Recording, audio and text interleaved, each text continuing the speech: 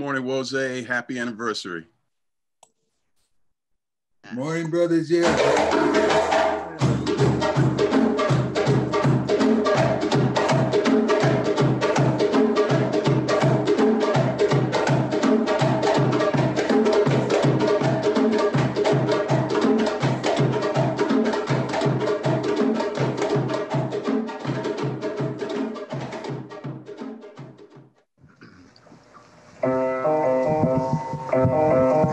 Look what a wonder, look what a wonder, look what a wonder, look what a wonder, look what a wonder, look what a wonder, look what a wonder, look what a wonder, look what a wonder, look what a wonder, look what a wonder, look what a wonder, look what a wonder, look what a wonder, look what a wonder, look what a wonder, look what a wonder.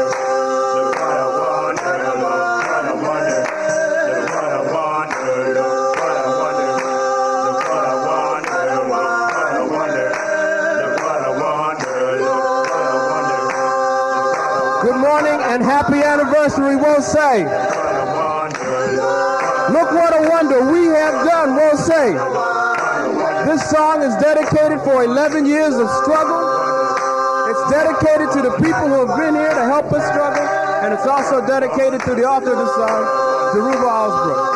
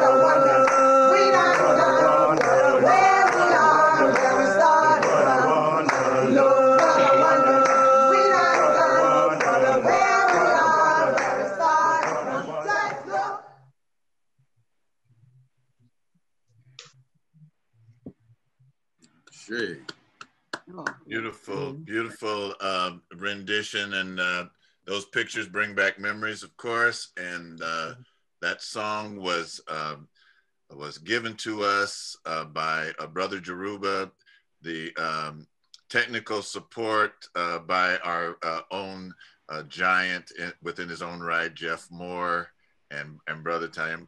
But yes, you know what? I just want to remind everyone, Minister Makalisi may or may not remember this, but the first anniversary, you know, we'll say springs out of Allen Temple because the founding ministers were ministers in training there. And the first anniversary, Reverend J. Alfred Smith, the subject of his message was, there were giants in those days. And he was talking about Bill and Makalisi. But as I look around, there's 67 participants here today. Too many for me to name right now, but there are so many giants here. Baba Jeff has worked diligently to help pull some of the needed things for this program together. And now I want to, of course, introduce Mama Ngina, and we will be hosting. We're doing tag team.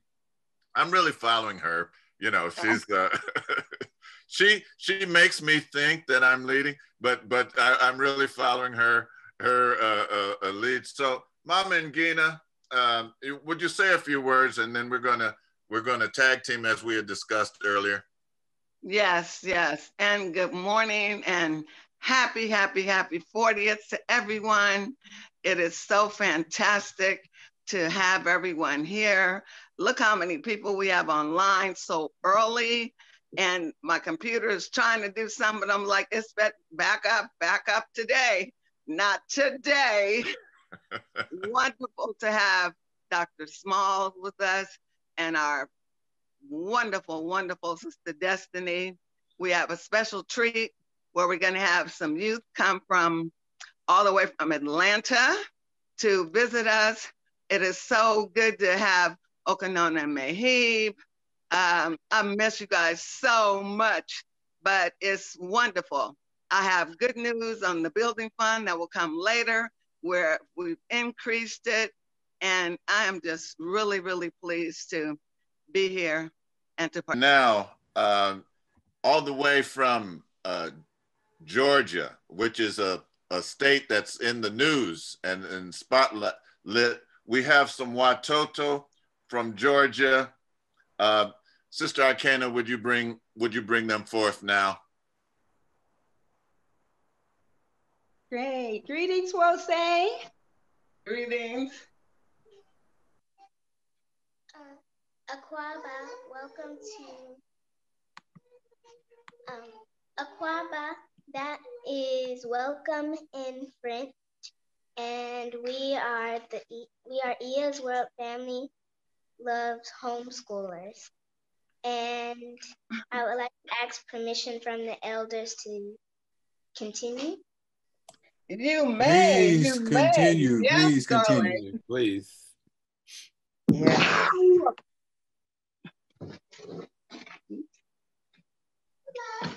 And introduce yourself. Bonjour, my name is Adisa. I'm 6 years old and I just spoke French.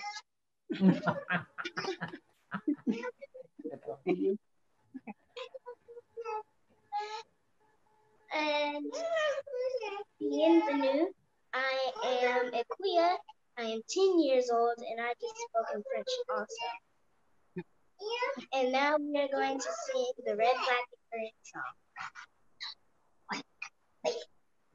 No, that's right. You're going to do your songs for our community here. Praise the red, the black, and the green. The brothers and sisters are being Roger. Why don't you open up your eyes and see?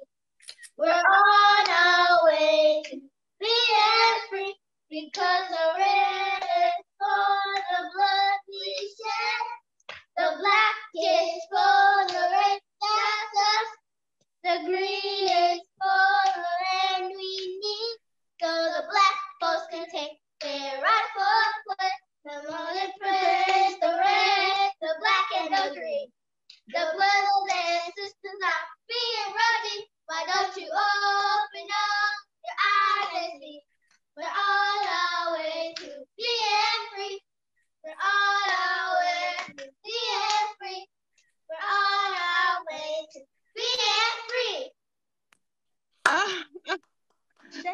Oh my goodness.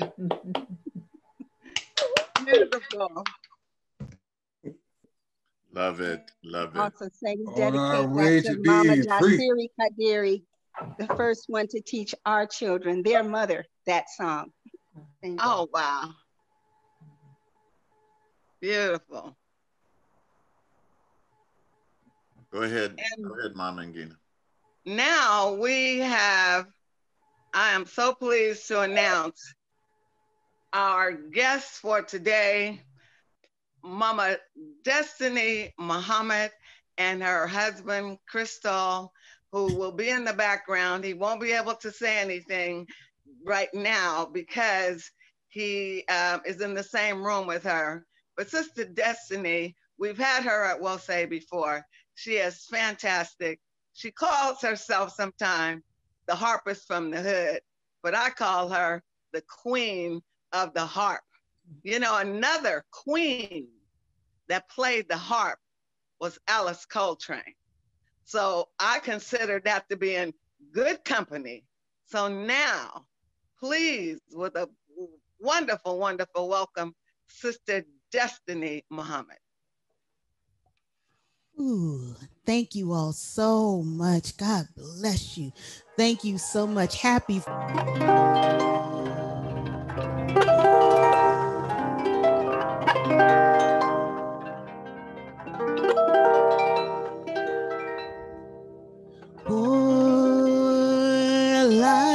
Libation,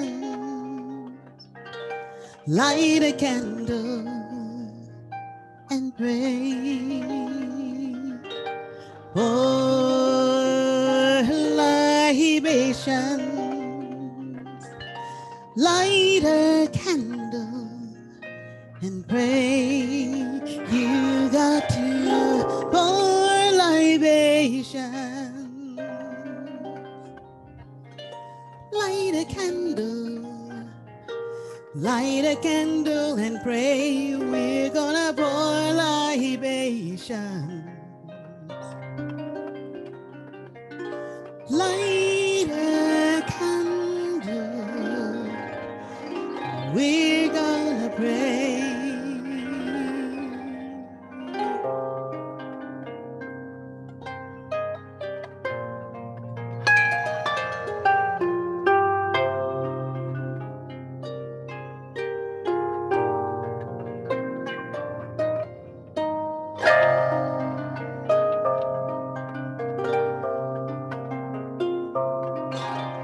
Land of my Father, I praise you in the morning.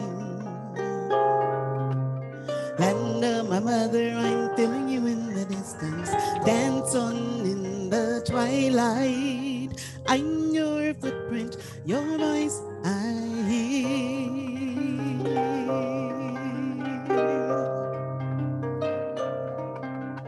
Africa, Africa, shining in the distance.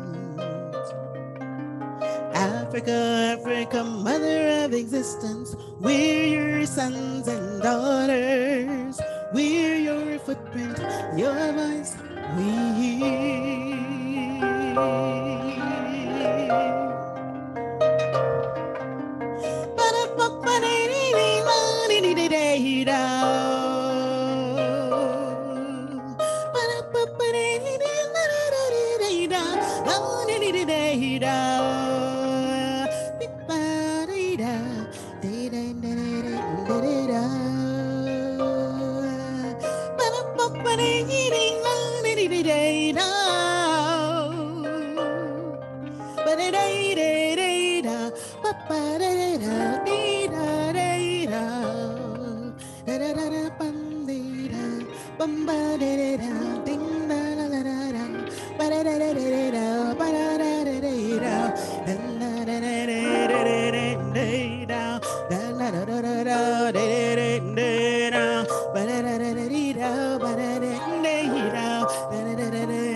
My land, I love you, and land of my mother, I praise you.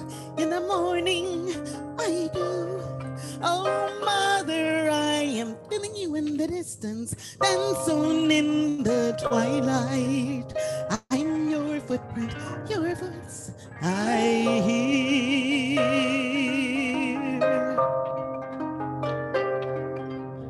Africa, Africa, shining in the distance, in the distant land. Oh, Africa, you're the mother of existence. We're your sons and we're your daughters. We're your footprint, shining in the distance. Your footprint, shining. We're your footprint. We're your footprint, and we shine on, and we shine on, and we shine on, and we shine on, and we shine on, and we shine on, and we shine on, and we shine on, and we shine on, and we shine on, and we shine on, and we shine on, and we shine on, and we shine on, and we shine on, and we shine on, and we shine on, and we shine on, and we shine on, we shine on, we shine on, we shine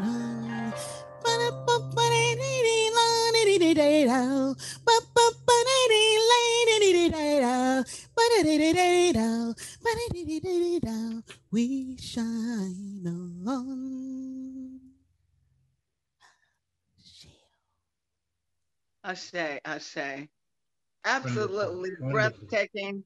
And Ashe. as the song said, the Ashe. footprints, we have to now be the footprints for those coming after us. The footprints that are being made at Ile Omade. The footprints. Woo. Awesome. Baba, take it away.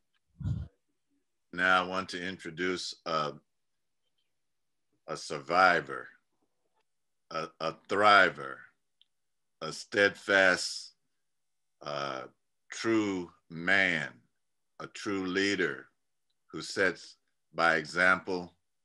Our co-founder, Minister Makalisi Oso Sawandi, will give us now the history of Wose.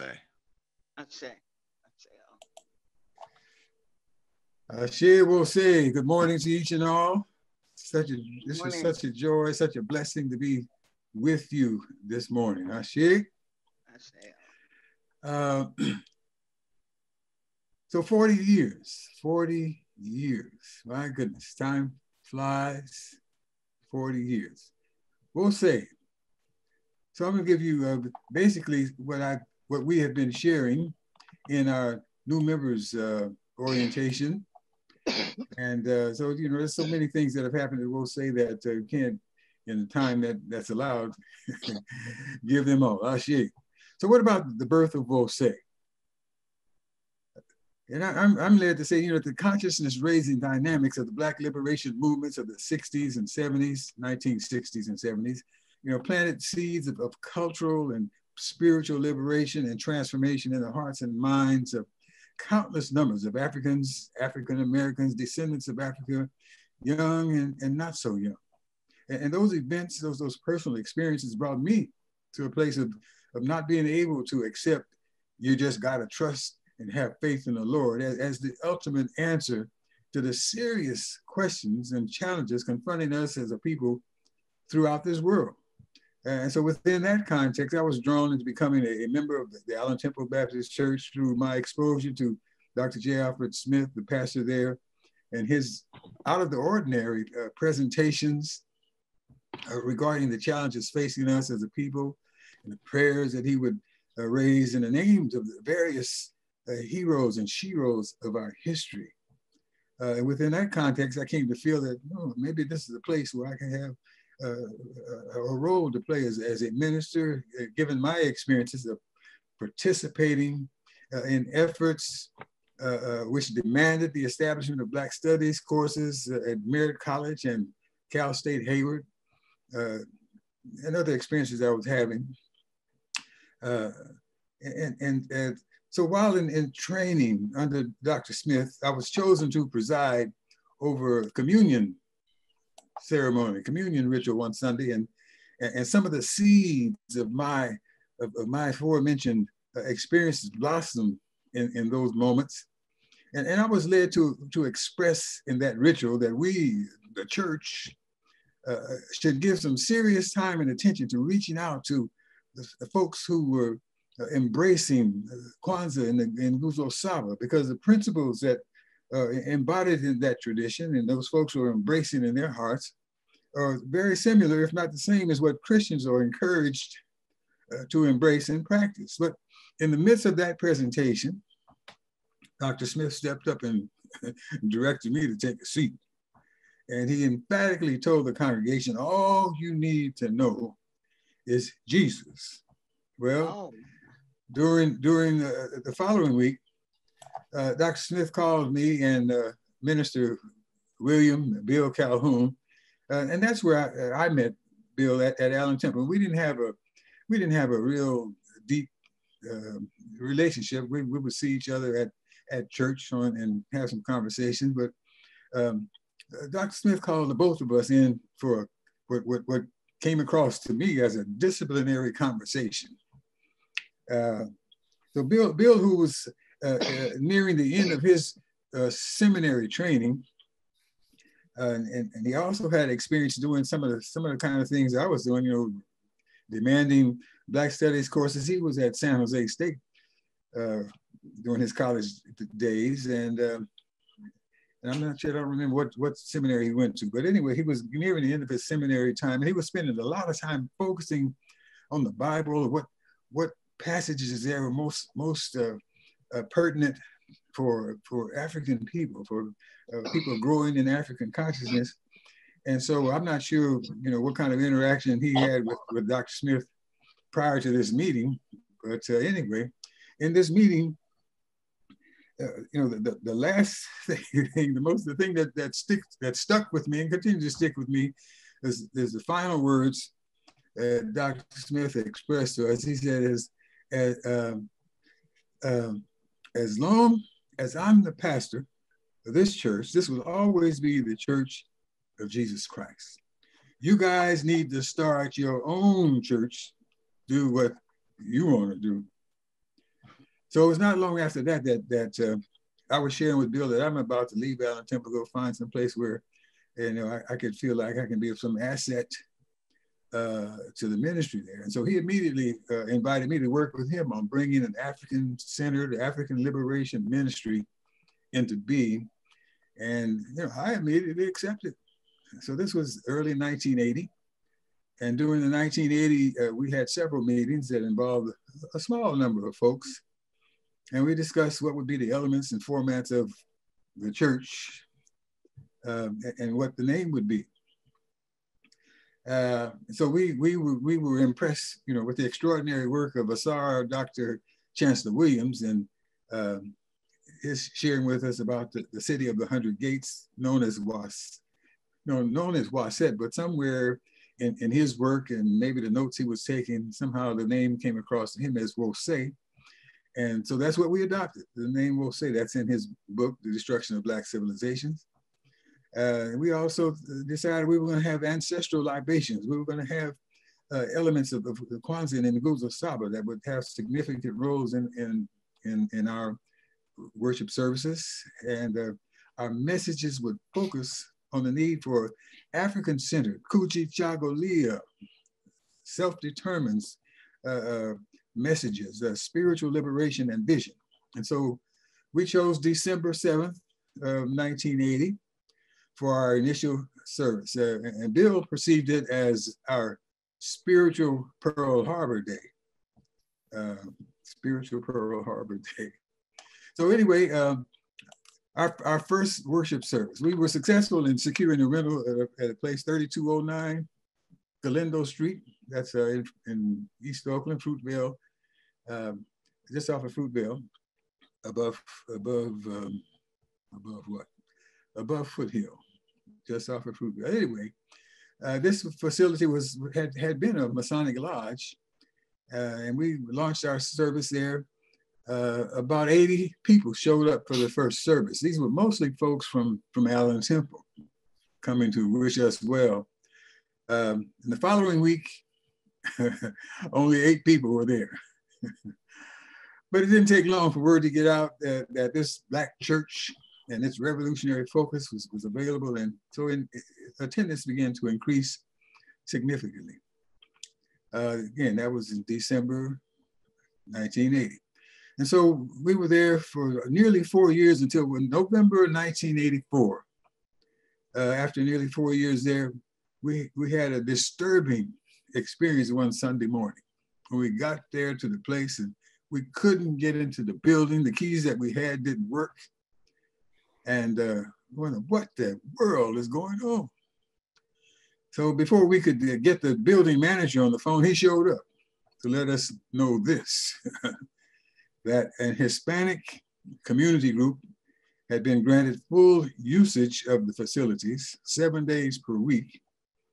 They had a rental agreement. They were in the process of buying the facility and that we would have to find another place. Thanks a whole lot for that. So miraculously, we didn't miss a week of having worship services. Somehow we reached an agreement with another Masonic temple, formerly Masonic temple, on the outskirts of downtown Oakland, 1433 Alice Street. So we moved all our materials there on a Sunday morning, December 2nd, 1984, and we continued our mission. But we had less than desirable experience at that location. We had no keys to that facility. And we had this elderly Caucasian woman. She was the owner, the manager, Mrs. Warner. And she was from the renowned Warner family. And she showed up to let us in when we were scheduled to be there. And she hung around somewhere in the building, in the basement or someplace while we were there. I guess she was overlooking, safeguarding the premises. In the winter, in the fall and winter, that place was cold and chilly, and some folks got around to calling it the Ice Palace. Yes. So we stayed there for a while. While we were there, I'll let you know that there were some issues that rose up between Minister Calhoun and the WOSE governing body, and resulted in his resignation from our community. So after nearly 2 years at the Ice Palace, Brother Mahib Holmes, I heard his name mentioned earlier. I saw Mama Okanona, her husband, she's his queen, he's her king, I guess. Anyway, Brother Holmes reported to us that there was a building at 8924 Holly Street in East Oakland that might meet our needs. And so we went to check the building out. The owners of the building was an African-American family, one of whom owned a used car lot on East 14th Street. They call it International Boulevard now anyway. But getting into the building, we discovered, oh my goodness, some gut-wrenching experience, unsanitary conditions. And that was due to many homeless people having made this place their home, this no electricity, no running water, no cleanup. For how long they were there, we don't know. But anyway, we looked the facility over, and it had, promise. And so we made an offer that the family took right off the bat. But before we could finalize the deal, that family got into some argument about who really controlled the place and could make the decisions about it. And so they got into a legal matter that took them 2 years to settle. And so while they were settling that matter, we were allowed to use the building. And so we got in and cleaned it up, made it decent. And we had at least temporarily a home. So while we were there and expecting, well, they're gonna sell this and we're gonna have this place, it's gonna be ours. And so we were giving consideration to what it was going to involve, what kind of money we were going to have to raise, what kind of loan were we going to have to get, how we were going to qualify and all that. And so in the process, there was this partnership formed that we called Heru Enterprises, and it involved the WOSE community itself and 4 individuals who are part of the community. Our ancestral brother now, Dr. Robert Thornton, PhD, Baba Kofi Anbim, Brother Charles Brown, and myself. So the 4 of us in the WOSE community, we put our funds together. Wose had a 53% ownership interest, according to our agreement. The four of us had, the 47% that belonged to us. And it was agreed that, the four of us would be reimbursed in time. There wasn't any specific time laid out, but when Wose was able, the promise was that we would be repaid our share.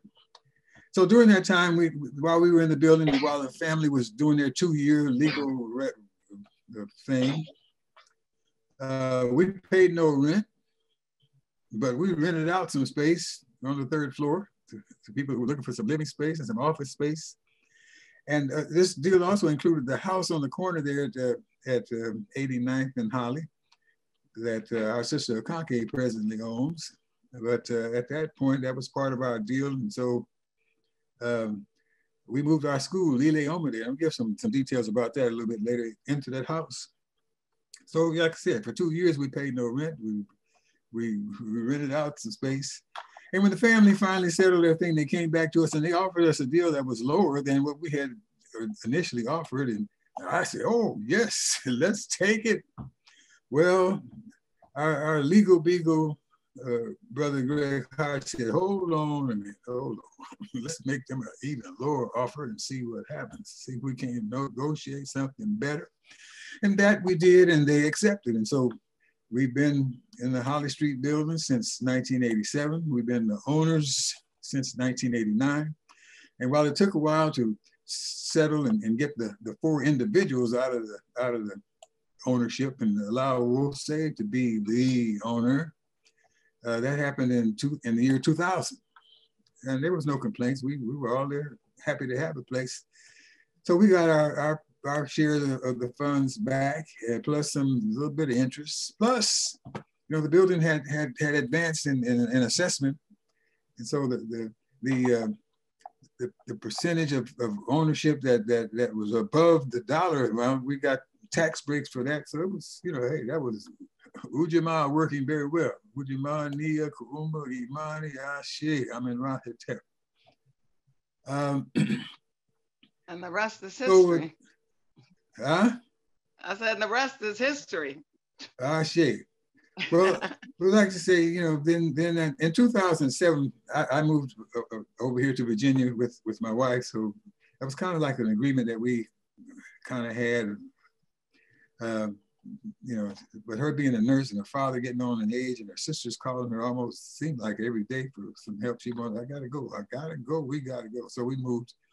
And then that was in October 2007, Minister Greg Hodge became the lead minister there. There's some other details that we could go into and on and on and on. I want to say something about Ile Omade. In 1986, we came to a decision after this many weeks of discussion. On Sundays after our worship service, we'd have discussions. And so one Sunday,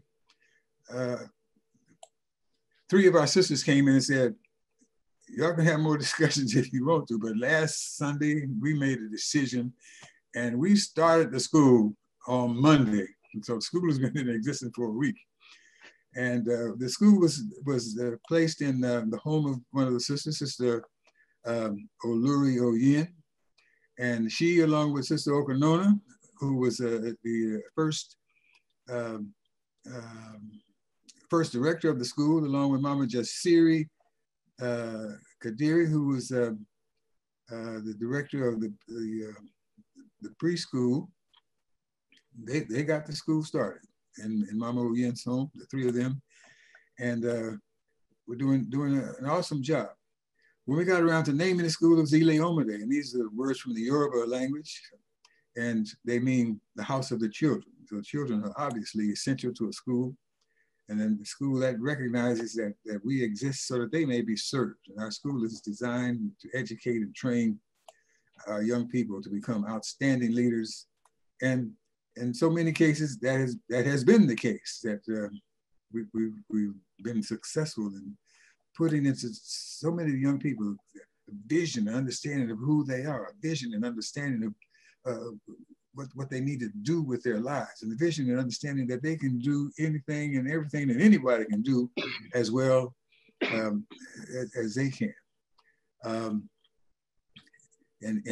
one of the things that just really impresses me that we've had a number of just wonderful directors of the school since Mama Okanona. There's been future others, but for the last about 15 years, Brother Jahi, our Courier, has been the director of the school, and under him, the school has grown from preschool and first grade all the way up through 8th grade, and 8th graders.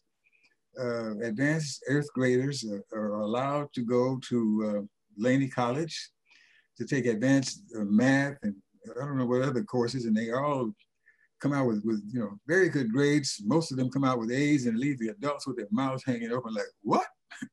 Yeah. And then they go on to college and they get scholarships and do wonderful, beautiful things. So that's some basic flow and basic insights of the history of Wose and Ile Omode. And we just give thanks for those brothers and sisters, parents and elders who have worked and done all they knew how and every way they knew how, so that we can be here for 5, 10, 20, 30, 40 years.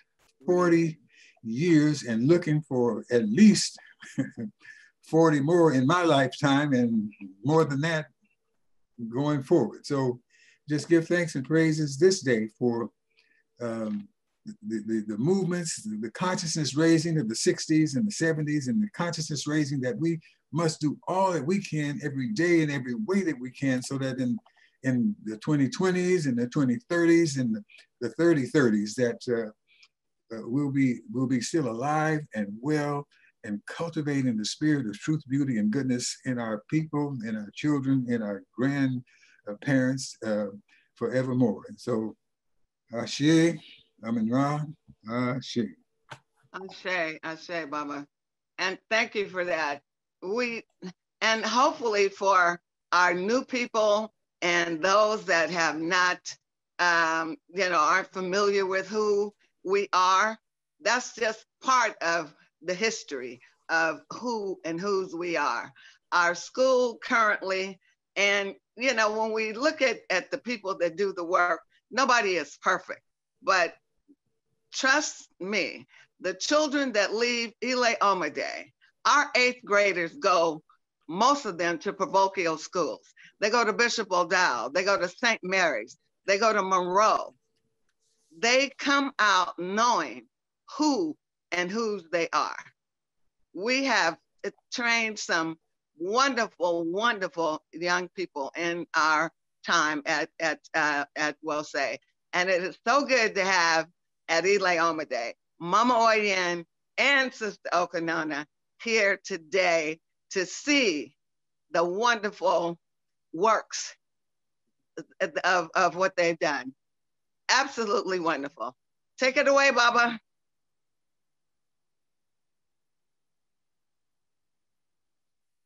Baba. Oh, there you go. Yes. Wow. When I look again, I just want to acknowledge some people that I saw. I saw our crew. Wait, Brother Imhotep, excuse me for I overlooked this. What I wanted to say, that over these years, it wasn't just us. They're struggling to understand who we are and what we are, and reading some books, and the books were very powerful. We had some of those scholars to come and be with us. And in body and spirit and heart and mind. And our first guest speaker was Dr. Joseph Ben Yakana. And he came and just laid it out from his heart, from his soul. And over the ages, we've had Leonard and Rosalind Jeffries. We had Runoko Rashidi, Ivan Van Sertimer. We had Dr. John Henry Clark.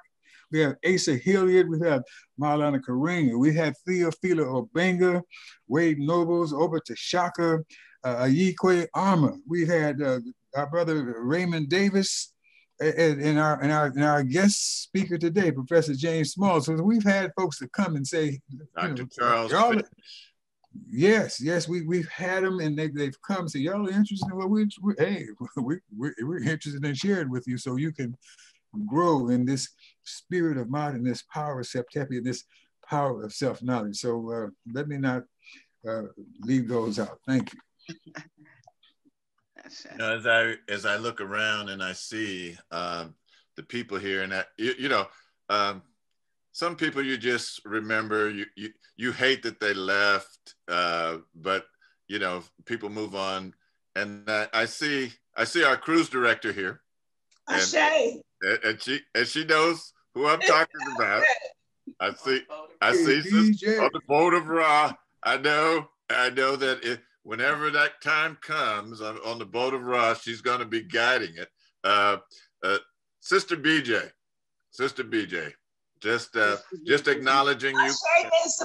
Minister Makalisi, Minister Otep, and Wose family.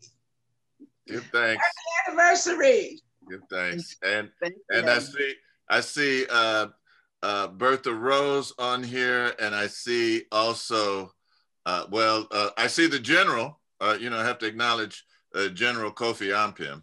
Kofi. And then I see,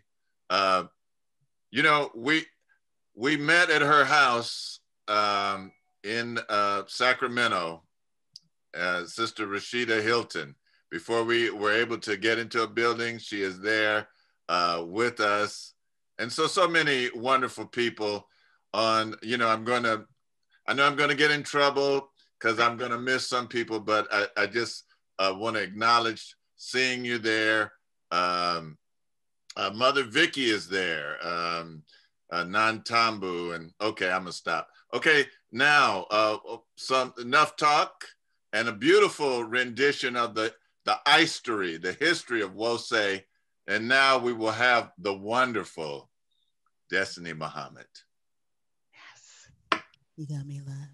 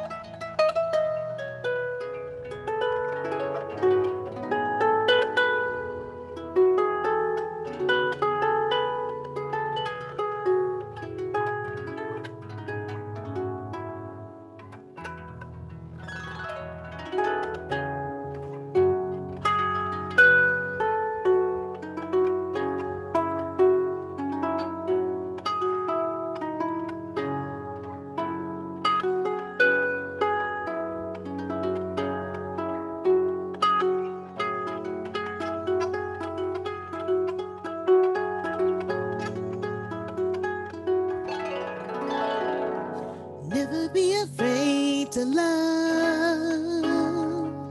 Never be afraid to just be. Cast away the chains of doubt. Have the courage to be free. Don't cast your eyes on others' lives. See only what you want to see.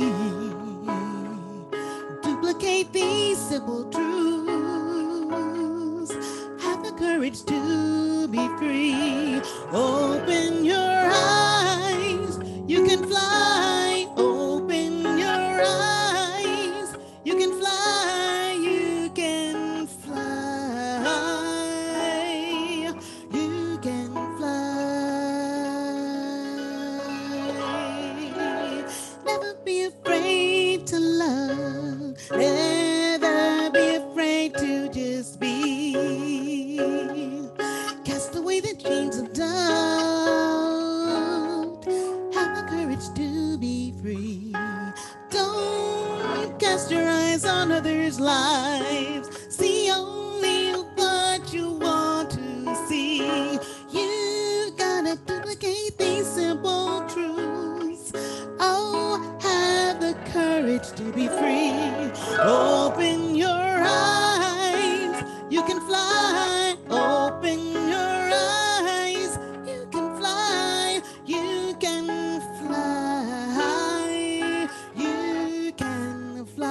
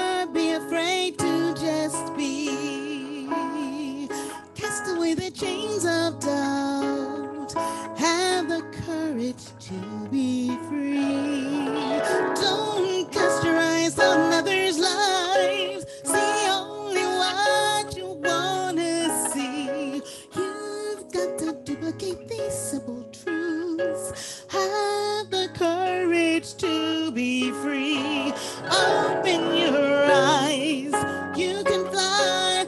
Open your eyes, you can fly. You can fly.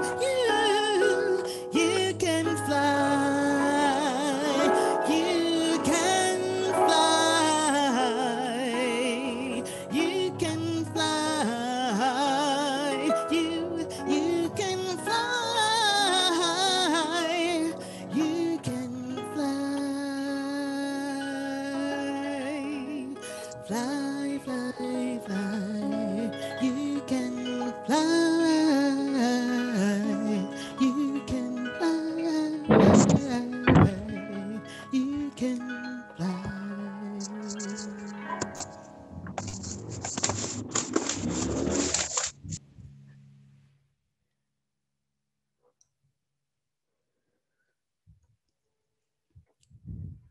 Thank you so much. Lord have mercy. Give thanks and praise for such a time as this, as Minister Alicia would say. We are all blessed. I also want to tell you how lucky we are, because this 100 is our limit. We've limited out. We've been averaging 62 people. I think one time I saw we had 99 during these 9 months. But today we've never had as many as we've had. And there are people trying to get in. Don't log off. I'm sorry, they just can't get in.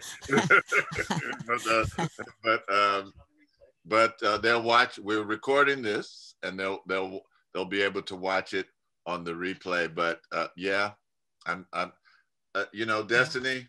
We love. Oh, okay. You guys are talking. Okay.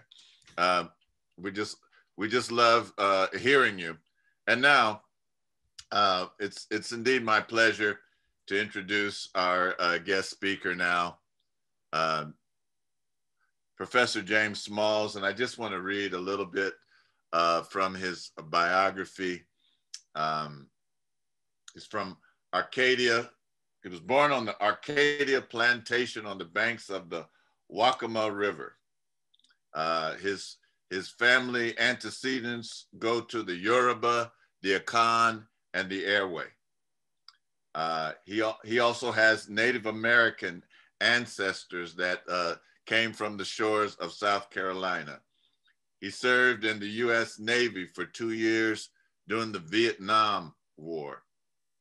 When he got out of the military service, he moved to New York, where he joined the Organization of Afro-American Unity, founded by our shining prince, El-Hajj Malik El-Shabazz Malcolm X. In 1967, he became the Imam of the Mosque Incorporated, founded by Malcolm. In 1975, he made his pilgrimage to Mecca during the Hajj season. For 11 years, he served as a bodyguard for the late Ella L. Collins, the sister of Malcolm X, and then the president of Organization of African American Unity. Between 1966 and 1980, he held membership in the Student Nonviolent Coordinating Committee, the National Association for the Advancement of Colored People, Uhuru Fighters, and the Organization of Afro-American Unity. During that time, he got a chance to interact with the giants, Congressman Adam Clayton Powell Jr., Kwame Ture, H. Rap Brown, Eldridge Cleaver, Saeed Shakur, Lumumba Shakur of the Black Panther Party. He's been a member of ASCAC. He served as a member of ASCAC for 14 years. He was the president of the Eastern region of ASCAC for 2 years. He worked and studied with Dr. Clark, Dr. Ben, Dr. Jeffries, Dr. Van Sertima, Dr. Asa Hilliard, Dr. Wade Nobles, Dr. Amos Wilson, Dr. Francis Cress Wilson, just to name a few. He has taught for nearly 20 years at City College, University of New York, 17 years at the City College of New York Black Studies Department, 13 years also serving as the administrator, and 2 years at New York College Technical College. He has been on Donahue, Rolanda Watts, Geraldo Rivera, Matt Lauer, Gil Nobles, Charlie Rose, Tony Brown. And he has a lot of other accolades, and he's spoken at University of Manchester, England. He's spoken at the University of Virgin Islands, in St. Thomas, University of the West Indies, in Trinidad, and in Jamaica, Princeton. But you know what I like about him is that he's a real brother, that even though he has all of these accolades, he is a solid person. And I'm glad that he has agreed to share some of his wisdom with us today on the 40th anniversary. Our friend, a friend of the community, a friend of the African world, Professor James Smalls, will you come now?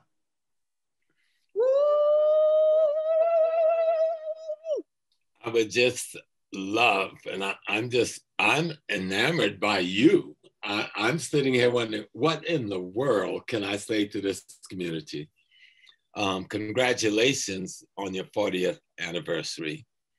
And Minister Makalisi, thank you for the extraordinary history, but thank you for the extraordinary revolutionary act to help to develop this history. You know, we met way back in time, like Imhotep, Minister Imhotep said, I had locks back then and hair wasn't gray or bald, and all those things I've done, I like them, but I think the things I like most, I've been married to this woman for 50 years, who's my queen, my sister, my friend. We have 8 children, 24 grandchildren. 2 of those 8 children are adopted children in Ghana. And that part of life for me is the most important, because I've spent my entire life in struggle. The only time I've ever been in the enemy's hand, by the way, is in California. Some SWAT team down in LA back in 1970. But I got out of it. But the only life I've known is to be in the movement. I've been in the movement since I'm 14 years old. I come from a family that is a movement family. My grandmother, in whose house I grew up in with my mother and father, but you know, in the old days, the grandparents ruled the house, not your parents. And she was a root woman. And we call it root woman, but that's an indigenous African priestess who had gotten her craft from her mother and father, who had come from, both were born in Africa and enslaved here early in their childhood. So I come out of that struggle in South Carolina. People call us the Geechee Gullah people. And indeed, that's a part of our identity. But our whole life was about struggling for freedom. That is the culture primarily of the African-American people. And what Wose has done in bringing itself into being is to advance that culture of freedom fighting at the spiritual level, at the intellectual level, and at the cultural level. And right now, like I said, what could I say to a community with this kind of track record, really, with this kind of modeling and exempling for so many years, this kind of continuity and consistency, except to keep doing what you're doing. And I think the one thing that all of our institutions have to figure a way to get better at is how do we get to our young people? We've, you know, right now, it started as a hashtag, and then it became a movement because of the crises in our community. Black Lives Matter. And no disrespect to the effort and the work that they've done, but that's not a movement of a people. Okay. That is an effort on the part of a people, and that's wonderful. But that's not our identity. You understand what I'm saying? That what you've established and will say was a return to our identity. Dr. Asa Hilliard told us that true freedom is to be shackled to your identity, its purpose, its goal, and its continuum. And so we have to use the technology at hand. And I know I've been on Facebook since its inception. I've been on Instagram since its inception. But at 75 years old, a lot of my peers will go like, I don't want to get involved in that. But these are the new tools of the day. The Instagram, the Twitter, the Facebook, the various streaming. And I'm glad that Rose is using them well. But we have to find more ways to reach our young people, to bring them into this community of consciousness. And that means we have to build relationships with the institutions. When we raise them up, because I've raised plenty of them, sent them to college, they got the little masters and PhD and everything. But I insist on one thing: if you drop the black ball, you're out of the family. Okay? If you drop the black ball, meaning if whatever your profession is, whatever your location is, you must be involved in assisting the Black community. And it must be a deliberate effort. That if you're a teacher, you're going to be struggling for the parents in that community. If you're a principal, you're going to be struggling for those parents in that community. If you're a police officer, you'll be struggling to protect the people of that community. If I don't see that, you got a problem from your father. And I'm not just a passive father, any of my children will tell you. So we have to find ways to go to them. We have to take our messages to the sororities, to the fraternities. We can't just say they're the other way. If we're going to reach these young people, we've got to not be afraid to deal with that culture or subculture, because hip hop is not a culture. It is a subculture of the greater African American culture, which is a subculture of the greater African culture.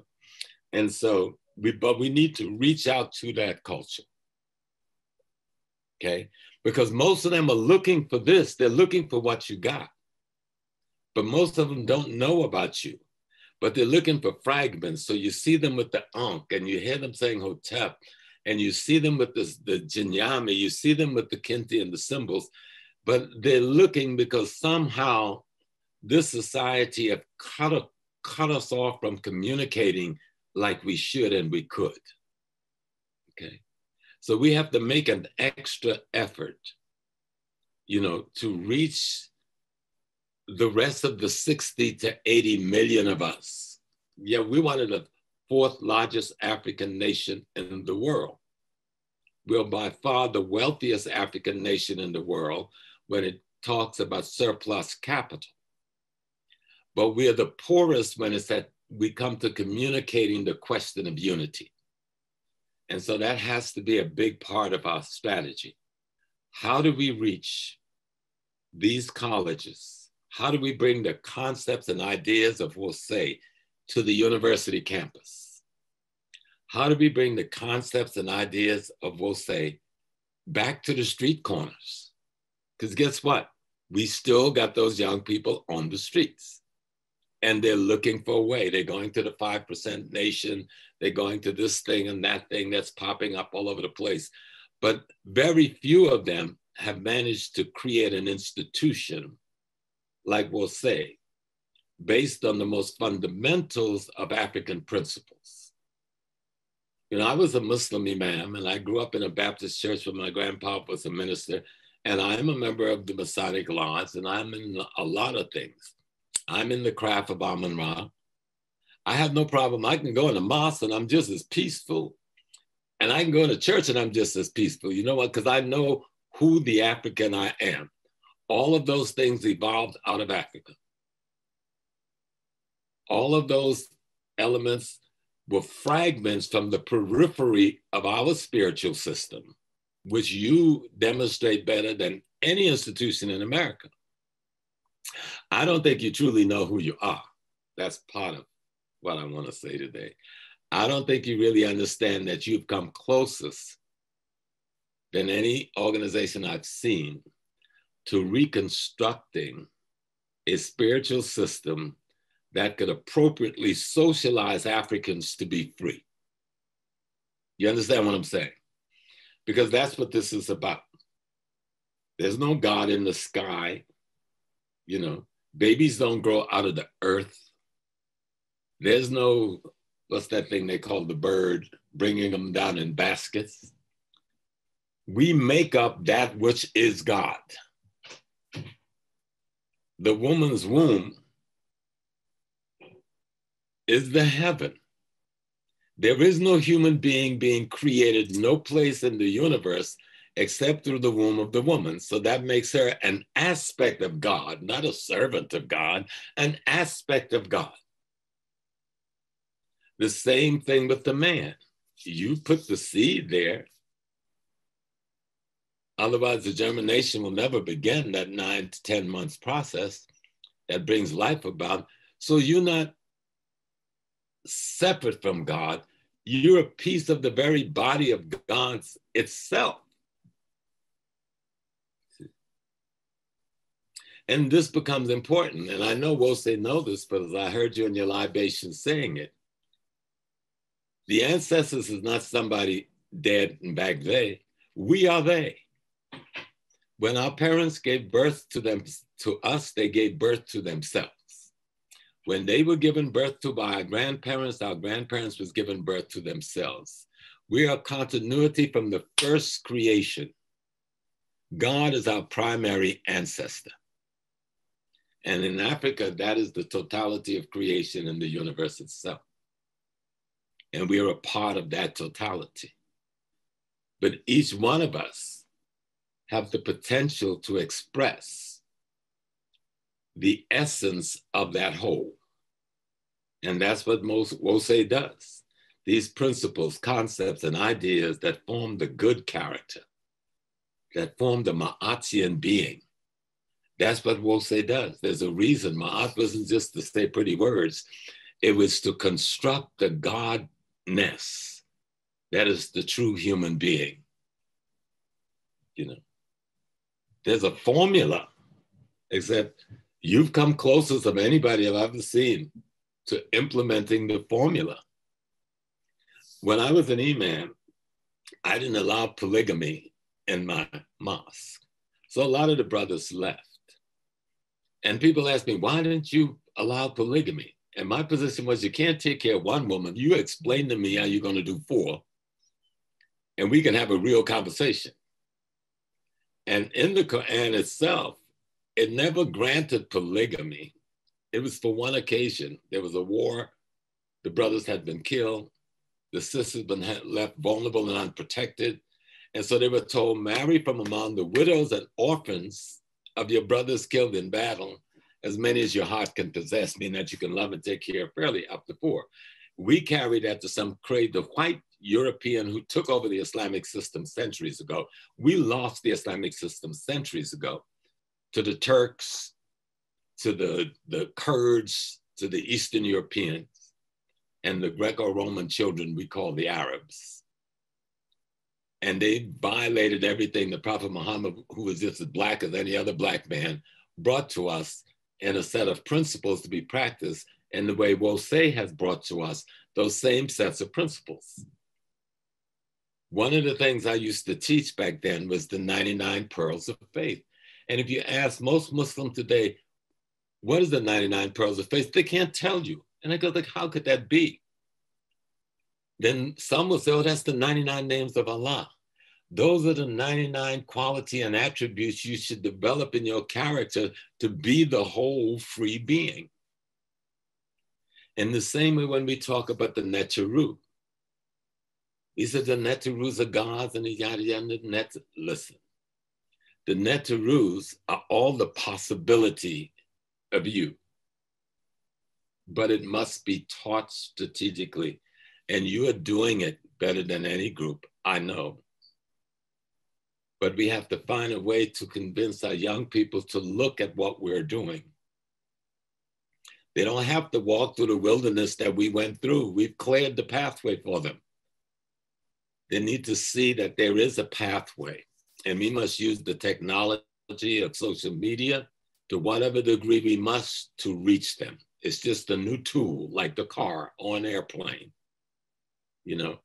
And that seems to me to be the thrust of my message, because I try. Anybody that know me, I'm on every youth channel out here.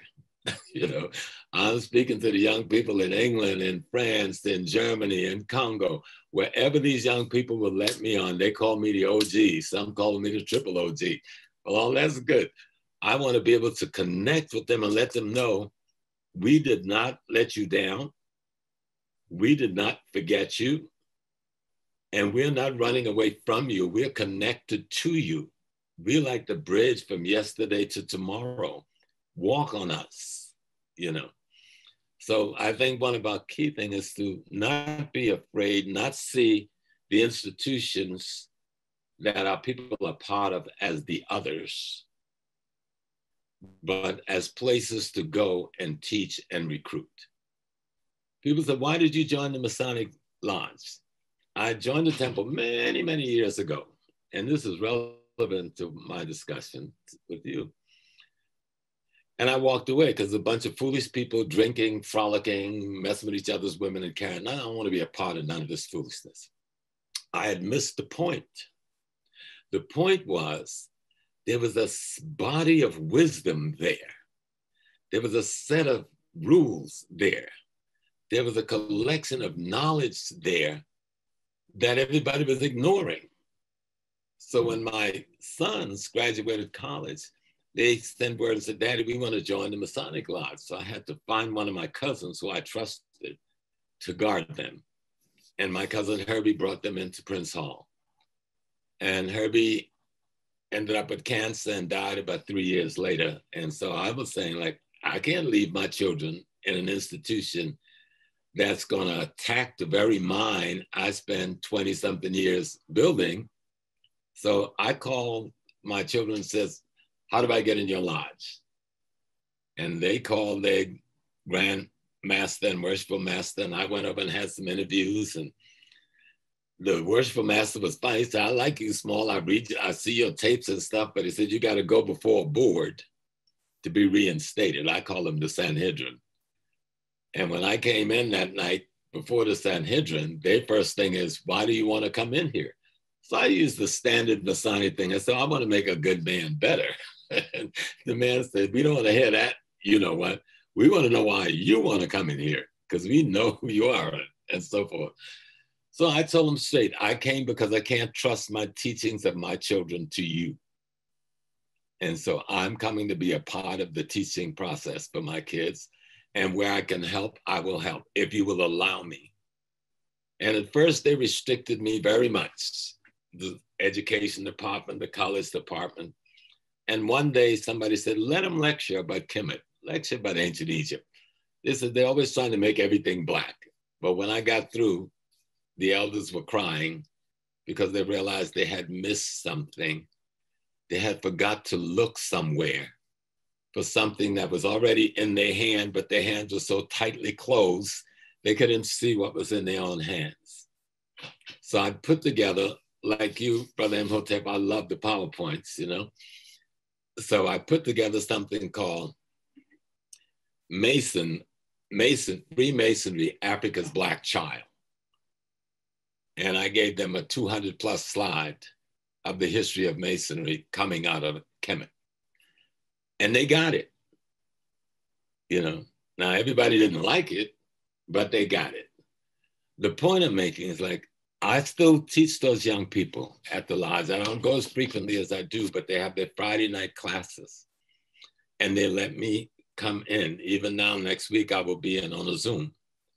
We have to not be afraid to go to these other institutions. We've got these fantastic sororities that have the creme de la creme of our female crop in their hands. We have an obligation to open that door to our understanding. We have these fraternities that got the cream of our Black minds in their hands. And you got another community that's got another policy in their gender confusion that has gone after those particular crops. And I'm saying, if we're going to fight the war, let's take it to them. That means let's be recruiters. Let's say we would like to give a lecture at your facility. We take our literature and pass it out on those campuses. Let these young people know you have an alternative to what our left-wing white friends is proposing. And what they're proposing, we see it on TV every day. Just watch the commercials. And almost every other commercial today got an interracial couple. Almost every other commercial got a gay Black family, mainly Black men. And listen to me, that's propaganda going hard. And it's aimed at our youth. And so we have to not be afraid. People say, well, I don't know why a brother or sister's there. I know what I understand about gender, and no one is going to confuse me on my understanding.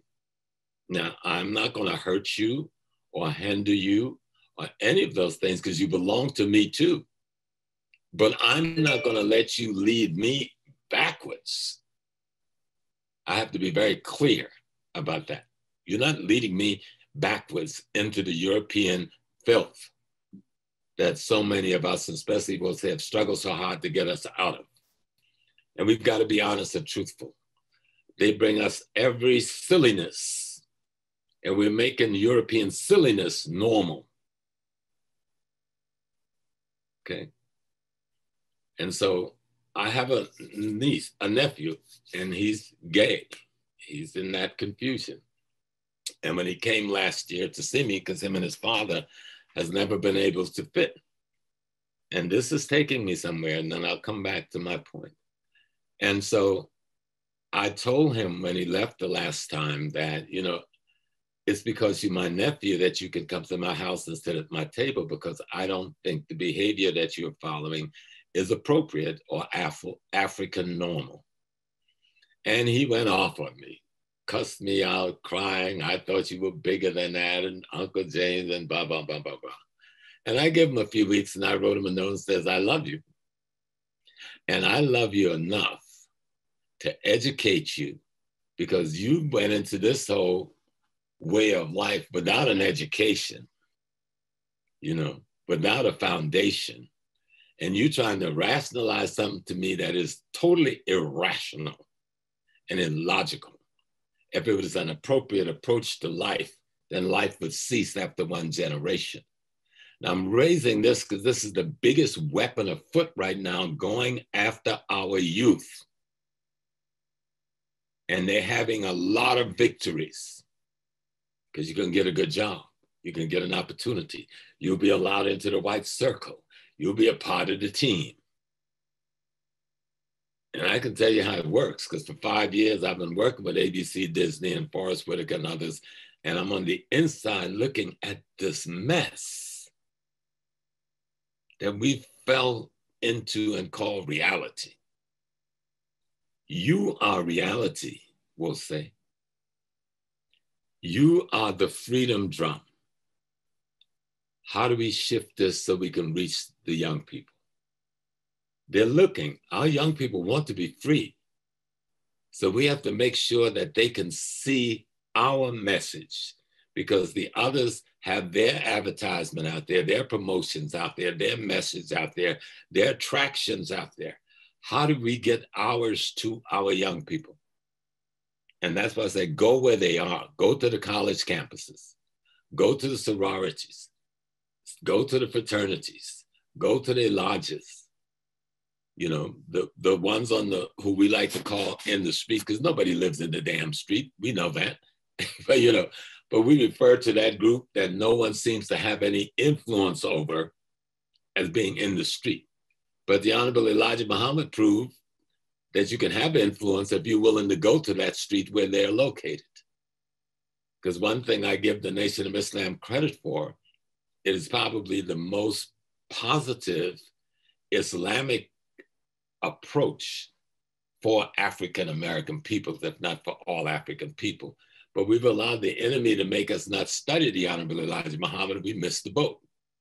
Because he was saying a lot of the same things that Wose is saying.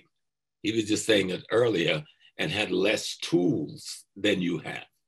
You have much more tools today to take this thing to another level. And Wose, you've proven you can stick it out. You've been here 40 years. You know what it is to be doing something for 40 years in the Black community and have success at it? But the other thing you have to do is reach out and round up your alumni. You need to make a concerted effort to round up those children who've graduated from your schools. Form some kind of organized formulation where you can dialogue with them, because they're the greatest ambassadors you've got. And see how we can move forward. Remember, we're not just a few 100,000 people, we are 60 to 80 million people. But we can influence them because this little thing here called a telephone, which we invented, by the way, and this thing called the computer that we're on gives us a power they've never thought we could have. But we've got to use the technology well. We got to use the Twitter better than Trump. We got to use Instagram and Facebook. You know, we got to continue to use the Zoom and the other live stream methodologies to interact with our communities at all levels, at the levels of our seniors. And don't give up on seniors. You know, I have brothers and sisters call me 75, 80 years old. It says, I looked at one of your tape and you woke me up. I've been sleeping for 80 years. And they be, so even the elders who they have blind is looking for the light. Don't give up on them. The young ones who we think is all gone astray, don't give up on them. I had a meeting about a month ago with, what's the young man name? Something Capone. Oh, Lord. You'd know, the young people would know who Capone is. You know, he comes from the street. He was in the whole gangster world of Chicago, but now what he's doing is trying to become a mediating force between the negative elements in the community. But he's considered to be at that level where you look at all of the major street gangs, Bloods, Crips, and all the others, and among them, he's a hero. But he asked to see me, and we did a webinar together to talk to the young people about why they need to study history, why they need to learn their culture. So we know these young people want it, and we can't be afraid to reach out to the gang leaders. Because if you want to organize your people, if you want to be able to, because at the end of the day, we're talking about how do we provide food, clothing, shelter, and safety for our families. That's the bottom line. No matter whatever else we do, how well we do it, it's about food, clothing, shelter, safety, and security for ourselves and our family. And we can't do that unless we take control of the economics, the politics, and the culture where we live. The average brother and sister out there in these gangs is simply looking for just that, providing food, clothing, shelter, safety, and security for themselves and their family. And they're trying to control the economic, politics, and culture where they're at, even though they're using criminal and destructive elements to do that. We can offer them another way. We can say, look, if you got the courage to build a street gang to sell drugs or to do extortion, then you can run a supermarket. You know, you can run a car dealer. You can run a furniture store. You can run a restaurant because the same skills are involved. But how do we give you the principles so you see yourself as a different human being with values, with worth, self-worth, self-value, self-esteem that will say, I'm going to take this set of skills and use it to build and not to destroy. And that's what my art is about. You're talking about truth, justice, righteousness, harmony, balance, and reciprocity. We're talking about our ancestors saying, how do I be like God? You know, years ago when I started saying, I'm God having a human experience, people used to throw me out of their place. They didn't get it. So I modified it. I says, we are all an expression of an aspect of the divine essence having the human experience. That became a little more palatable. But today I think people are getting it. What we are struggling to do is to build the God consciousness in the human being. And that God consciousness, when put into practice, will build the God community among human beings, where we can provide the food, clothing, shelter, safety, security. You think the Chinese don't understand this? You think the white Jews don't understand these principles? They're using our principles, and it's working extraordinarily well for them. You think the Japanese and their Shinto don't understand these principles? The same sun, our same Ra, shines on China with the same effect as it does on African America. It depends, but the only problem is how do you utilize the energy that comes from that force. The same moon that rises in Europe, that's the same moon we see in South Carolina. It's not a different moon. The same laws that govern the universe is the same anywhere in the universe. It doesn't change because we give it a different name. We can call it God's law, the divine laws, Allah law, Yah's law, whatever. It's the same law. And if you don't learn and master those laws, you will be in violation of the laws. And by putting us in a state of ignorance towards the fundamental realities of how the universe works, they've put us in opposition against our own divinity. And so what Wose is doing in teaching these principles, in teaching these concepts and ideas to one another and constantly reinforcing it, and then teaching it to our youth. That's your big mission now, because I'm looking at all of you. You look just like me. All of you got gray hair, and we've been around in the struggle. How do we pass the scepter to the next generation and the generation after? But we can't just pass them a scepter. We got to give them an initiation and an orientation and how to use the scepter. The scepter is a body of knowledge that when appropriately used, will guide us to freedom and maintain that freedom. Freedom is being shackled to your identity, its purpose, its goals, and its continuum. And I've seen all of these. I've studied the video you sent to me, Minister Imhotep, and I've listened to our senior brother today. So I've seen all of these things as a part of Wose. That's why you've lasted for 40 years, because you've been on point. And I know you've had a lot of enemies now, because, you know, I've been around and I'm out there, right? So, you know, when most people don't understand, I haven't missed a day in this struggle in 55 years or more. I know nearly every leader out here, every organization. I've seen the ones who have run away. I've seen the ones who have stayed the course. You've stayed the course. I look at the Nation of Islam. We can say what we want about the minister, but they've stayed the course. You know, these two organizations are extraordinary. I give the ASCAC group credit. They've stayed the course. The HSA have fallen, but they've stayed the course. All of these are elements that's trying to raise the Black man and woman back to understanding we're not just worshipers of God. We're an aspect of the God that everybody's worshiping. That's a different space to be in, you know, if you understand that. That's a big responsibility.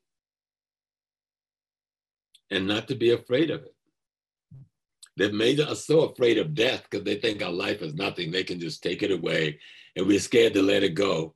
When the one thing that's absolutely is going to happen, you're going to let the life in this body go, whether you like it or not. So why let somebody intimidate you with it if you know that this life in this body has always existed and will always exist, even when the body that housed it for this short period no longer exists?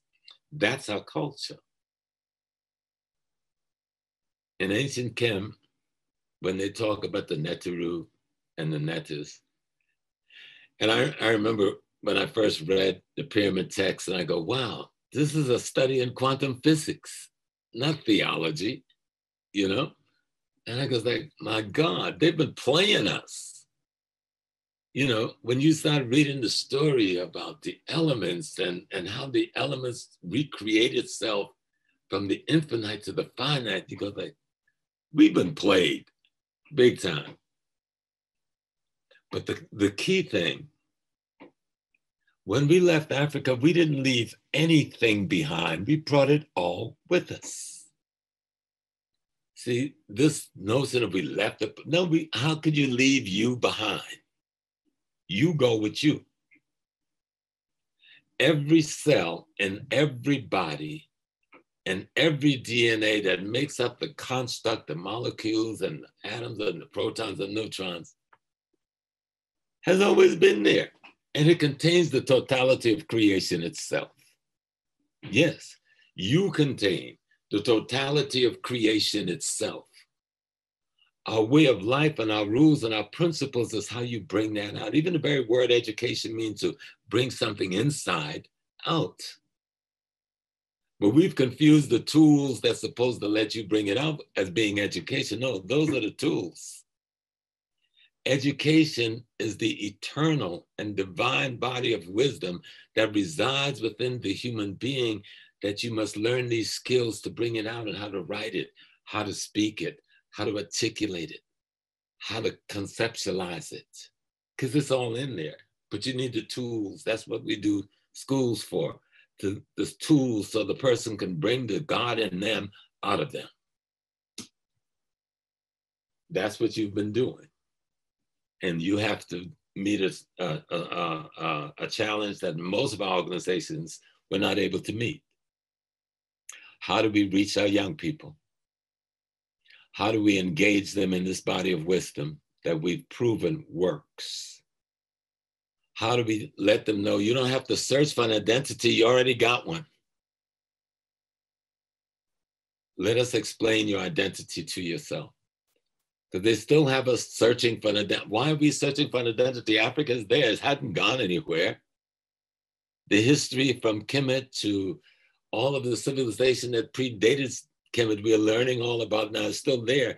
They were still in the caves even when we were at the end of our civilizing process. So our identity is clear. You've established an institution that have established that identity in fact and practice. Now we have to market ourselves. That's really what it comes down to.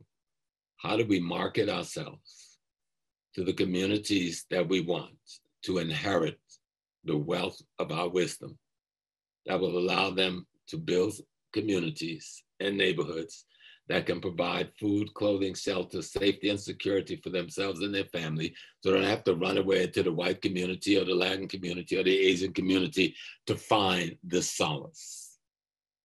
You build it where you are for yourself. You know, how do we let them understand that controlling the economic, politics, and culture where you live is not a mystery? The millions, not millions, we gave $1 trillion for the last 7 years to other people who have no respect for us. They got all these stores in our community. Withdraw that $1 trillion and give it to yourself. But we have to come up with a methodology for that process to happen. Because we know it can't happen immediately, because people have needs, and those facilities are there. How do we begin to establish alternative economic structuring in the Black community. We don't have to open a Home Depot, just a small hardware store that can grow into Home Depot. We don't have to open A&P. Let's open some small grocery stores. But what is the consciousness that will tell our people shop there and no place else? That's where you come in with your teaching. No one else is ashamed to take care of themselves. The Indian community do not apologize to anybody for their international tribal network. Nor does the Chinese or the Jews or the Japanese or the Koreans or the white Americans. We're the only one that feels we got to apologize if we say we're not going to allow exploitation of our being to exist anymore. And a spiritual institution, you know, in America, sadly, many of the attempts to establish African spiritual freedom, we've simply imitated the white church in blackface. And that's why it hasn't worked. Because in ancient society, we did not separate our spirituality from our reality. See? You cannot separate your spirituality from your reality. So your economics, your politics, and culture, they're married to one another. It's a polyandry going on there. Because the core is the feminine, which is called culture. And it binds the economic and the politics together and gives us guidance. At the core of the cultures are spiritual concepts and ideas. So those three must be married. In the Yoruba, they call them Oya, spirit of change, Shango, the courage to want to change, and Ogun, transformation as a result of change. You know, we got brothers and sisters, unfortunately, running around worshiping Ogun. And no, it ain't an object of worship. It is the quality and attribute and a set of principles you must embed in your character. That's who Ogun is. That's transformation. Oya is change in process, refreshing, renewing, recreating. That leads to transformation. Shango is the courage to want to change, to advance in faith, concepts, and ideas. That leads to change. So when we look at our religious and spiritual systems, we got to understand what our ancestors were saying to us. Those Netarus, they're all quality and attributes that it is probable to be developed and possible to develop in the character of any one of us. That's precisely what your organization and your community have been doing. Now we got to expand it. We are getting old in these temples that we have, and we're going to leave these temples at some point. We need to get this information in those who have newer temples than us, while we're still here to give them some guidance and direction. So that's your new mission, to go on top of the extraordinary mission you've had. Like I said, when I was asked to speak, I go, like, what can I possibly say to this community? Because you've been doing all of the things I'm telling other people to do every day. This is what you've been doing for 40 years. So if you ever hear my speech, this is all I'm telling people to do. Because no one can give you your freedom, you know. Only you can give yourself your freedom. But if you don't turn back to the ancestors and be informed and instructed by their body of wisdom. Every nation and every culture have their body of wisdom. We have our bodies, we have bodies of wisdom that we can reference, as you've done, because you have multiple types of wisdom bodies that have come together, as we'll say. Now we have to find a way to get it to the young people. We need to, I would just divide the country up into about 10 different sectors. And I would find out where's the large Black colleges and communities and organizations in those sectors. And I'd begin my propaganda machine in full force. I began my promotion in full force. Let the world know we're here and we've got something you need, because the young people are looking for it. If we don't give them what they need, the enemy is going to capture them and guide them into their lives matter and this foolishness and that foolishness.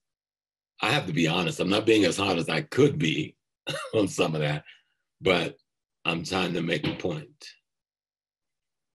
that you've proven that you've got something worthy.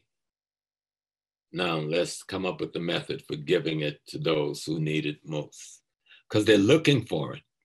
They're looking everywhere. And we have to be as present as the other side is present whenever our people are gathering, especially the youth. They have to know there's an alternative to what they're being offered. And you are that alternative.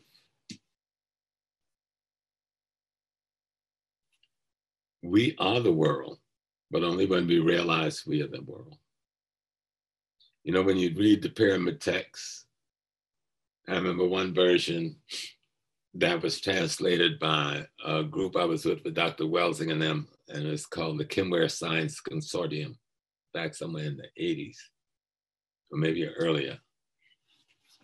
But in translating that, the Genesis aspect, they had Amen saying, I created myself out of myself. I caused existence to exist so that existing might exist. And when I found that I existed, Ma'at was at my side. Not that I created Ma'at. When I realized that I existed, the feminine principles of the universe that brings about the notion of justice was at my side.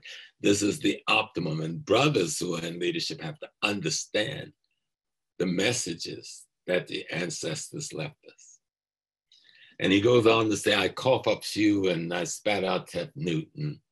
He went on to Geb and till he gets down to Asar and Asad. And then he says, after creating everything that my heart desired, I expanded in them.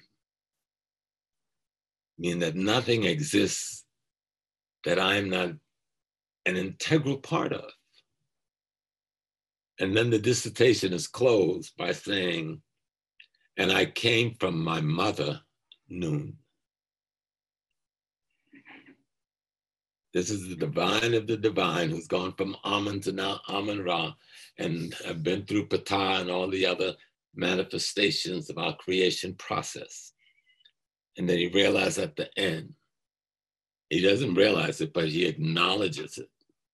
And this is in the pyramid text. I'm not making up stuff.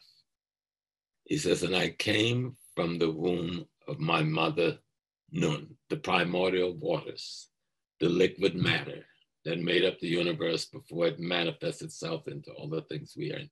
So we've got the body of knowledge to guide our people.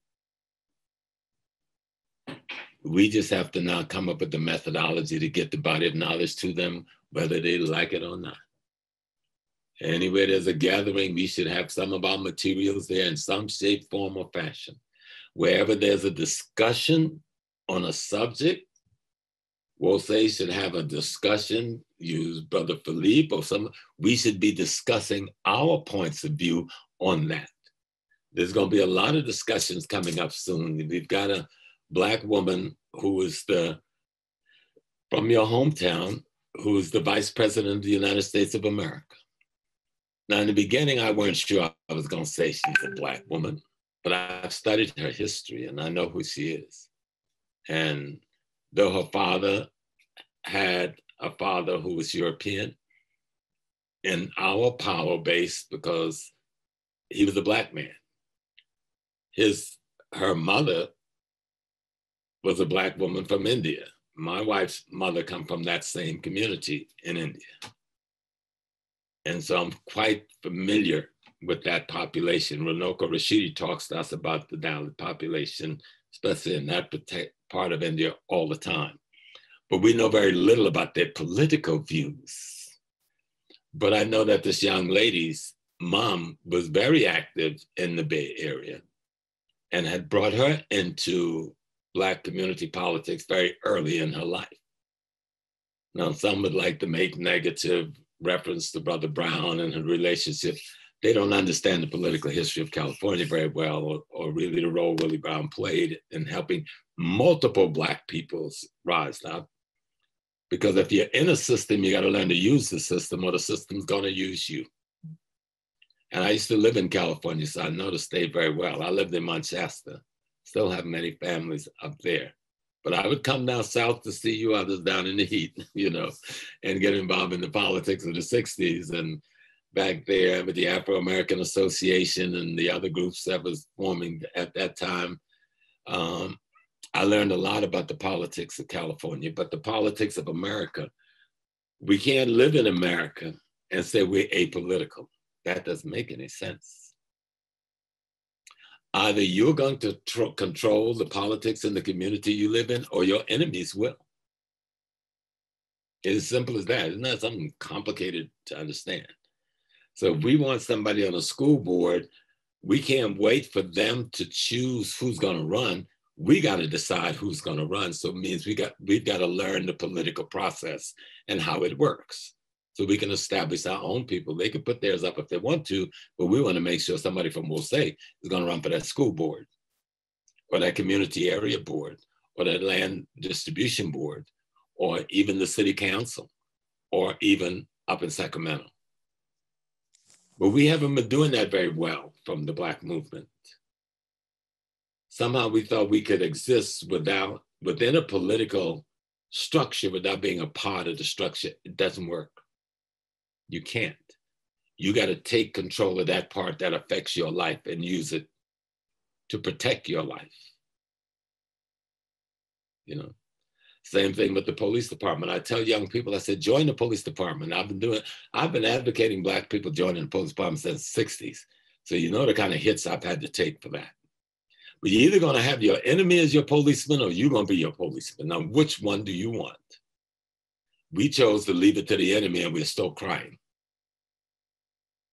You know? And the other thing I'm advocating now, and people say, oh, he's absolutely crazy.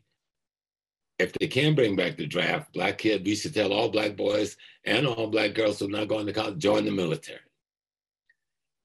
That beats what's happening on the street in terms of socialization right now. In the last 30 years, Black hands have murdered over 300,000 other Black people. We got to take responsibility for what we've done wrong to ourselves. 300,000 people in 30 years wasn't killed by the Klan or the police, was killed by the hands of other Blacks, mostly Black males. So I'm going to bring this to a conclusion. My point is simply this. You already proved you got the magic. You know, you lasted 40 years when most other institutions have crumbled along the way. You've kept the most fundamental of our principles in the forefront of this organization. And as I watched you today, that's why I wanted to be a part of the whole service, just to see the beauty of your love, of your unity, of your giving, still being so powerful, that our key now is how do we package ourselves so we can give ourselves to our youth. It's not going to be an easy job, but we've got the technology to do it like we've never had it before. Let's use this technology.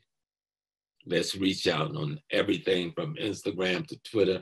Every time you hit Twitter, you should see something on Wosay up on there. Every time I go to Instagram, I should see Wosay. I go to Facebook, some historical piece of Wosay. If somebody else not asking the question, what the heck is this Wosay? You get enough questions asked, someone will start looking and come home where they should be. So thank you for the opportunity to be with you today, this morning. And I got to see some old friends I haven't seen for a long time. You're beautiful. You're doing the work. You're doing the work that a lot of us talk about all the time. And you've done it successfully, you know. So thank you again, Hotep, peace and blessings.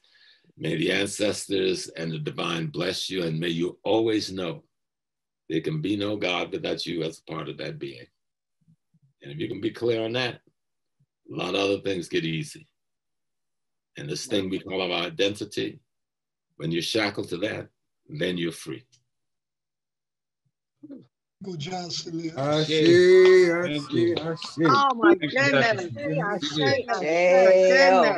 Thank you so much. Thank you. Yeah. Thank you, Dr. Smalls.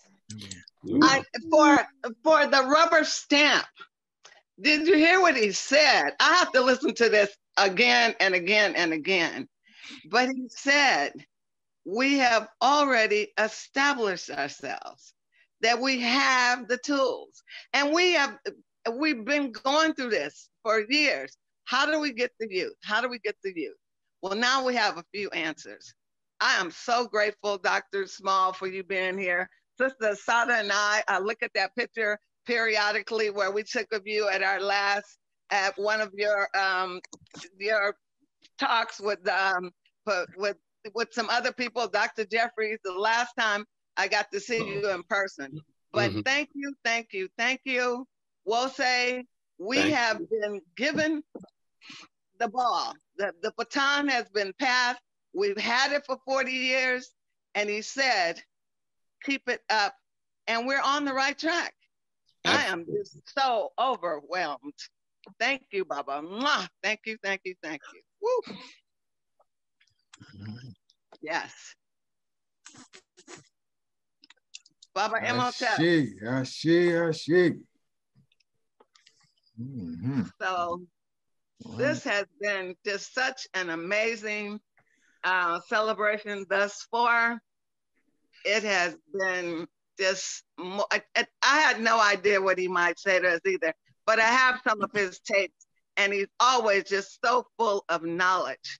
And one of the things that I've always said too is that we here, these American Californiaized people, we didn't get the rites of passage. But what he just said is that we must give it to our youth now. And that one of the ways is to bring back the alumni of Ile Omade, because it's been in existence for 35 years. So we reach back. We have a group of people, like he said, that don't have this pretty gray hair, that can reach those we need to reach. Oh my gosh, I am just on cloud 9. Thank you. Woo. Ashe. This presentation, this message led me back to a passage in Hosea that I'm often reading and seeking to grow in understanding, but where it says, be diligent as long as you live, always doing more than is commanded of you. Yeah. Do not misuse your time while following your heart. You know, when I read that, I always say, follow it to the finish from the start. Do not misuse your time while following your heart, for it is offensive to the soul to waste one's time. Do not lose the daily opportunity to increase that which you have. Diligence produces gains, and gains do not endure when diligence is abandoned. You know, this message, we need to invite those who are new to Wose and might want to join Wose to work on reestablishing who we are, to get the values that came to us from our ancestors, want to get it into our youth. And as the brother said, you know, some of the older folks, we want to invite you to come forward, to unmute yourself and let it be known that you want to be part of this community, this movement. But there's also to those of us who are already members and needed to be awakened to, reminded to, that, you know, there's work to be done to make sure this message is with our young people, our children and their friends. There's work for us to do and not sit around and wait for someone else to do. You know, we need to awaken to that reality and to be diligent with it every day, because that has been pointed out. You know, stuff I see, like brothers point out, stuff on this TV, these commercials, these cartoons or whatever it is. It's a major part of their message is to minimize respect, self-respect for African people, and minimize respect for the African way of life, for those principles that have come to us from our ancestors. And if they're embracing them, they're going to turn it around like it came out of their ancestors. No, we know where it came from. So we've got to be diligent every day, every hour of every day. So again, we want to extend the invitation. If there's some there in this assembly, in this gathering, that you're looking for a community that's doing something that maybe it's been sparking in your life, in your heart. You want to join and get support and be part of this kind of liberation spiritual army. We invite you. Let it be known right now, and then we'll say, we who are members, been here for 40 years or 5 years or whatever, there's work for us to do. We've got to get ourselves together to do that work, reach those young people, those alumni, those sororities, those fraternities, and get the word out. This is who we are. We are aspects, all of us, we are aspects of the natures, we are aspects of the Orishas, we are aspects of the Most High. And when we open that book of Stolen Legacy, that's one of the things that jump out to us, that the major thing of Kemetic tradition was to help the humans, our ancestors, to realize that they indeed are manifestations of aspects of the Most High, and we need to live accordingly.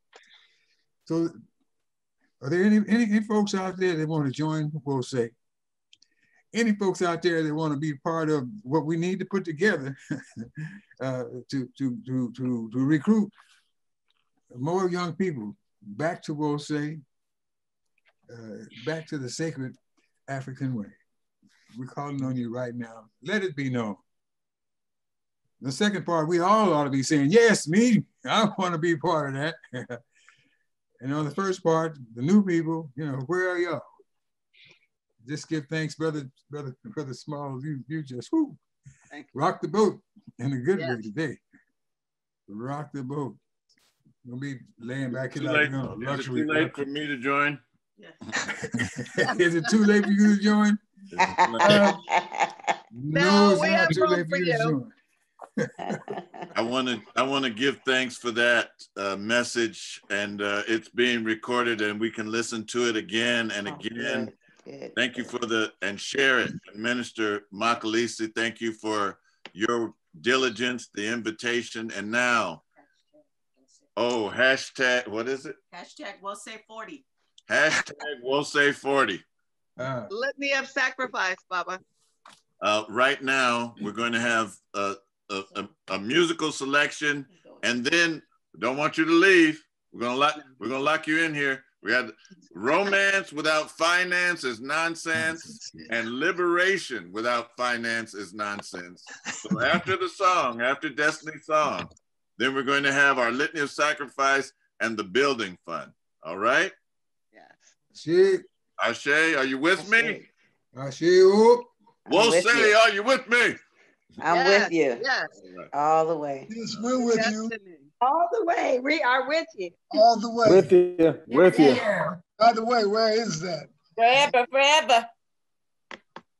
Go ahead, Destiny.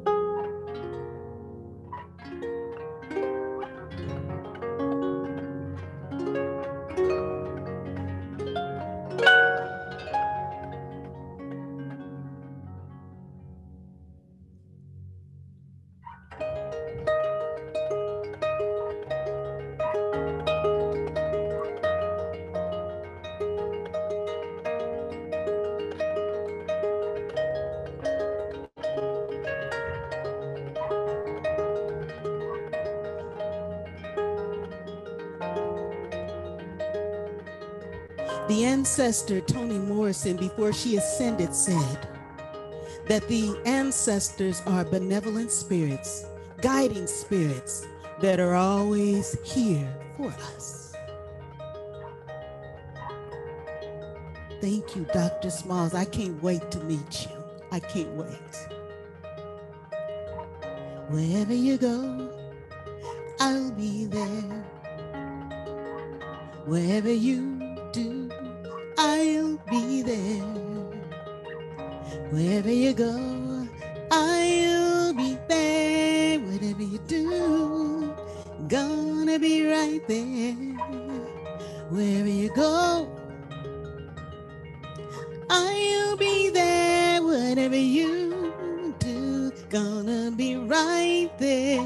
Wherever you go, I'll be there. I'll be there. I'll be there. I'm gonna be right there. I am that I am. I am that I am. I am that I am. I am that I am. I am that I am. I am that I am. I am that I am. I am that I am that I am that I am. I am that I am that I am. I am that I am. Oh, I am that I am. I am that I am. I am that I am. I am that I am. I am that I am. I am that I am. I am that I am. I am that I am.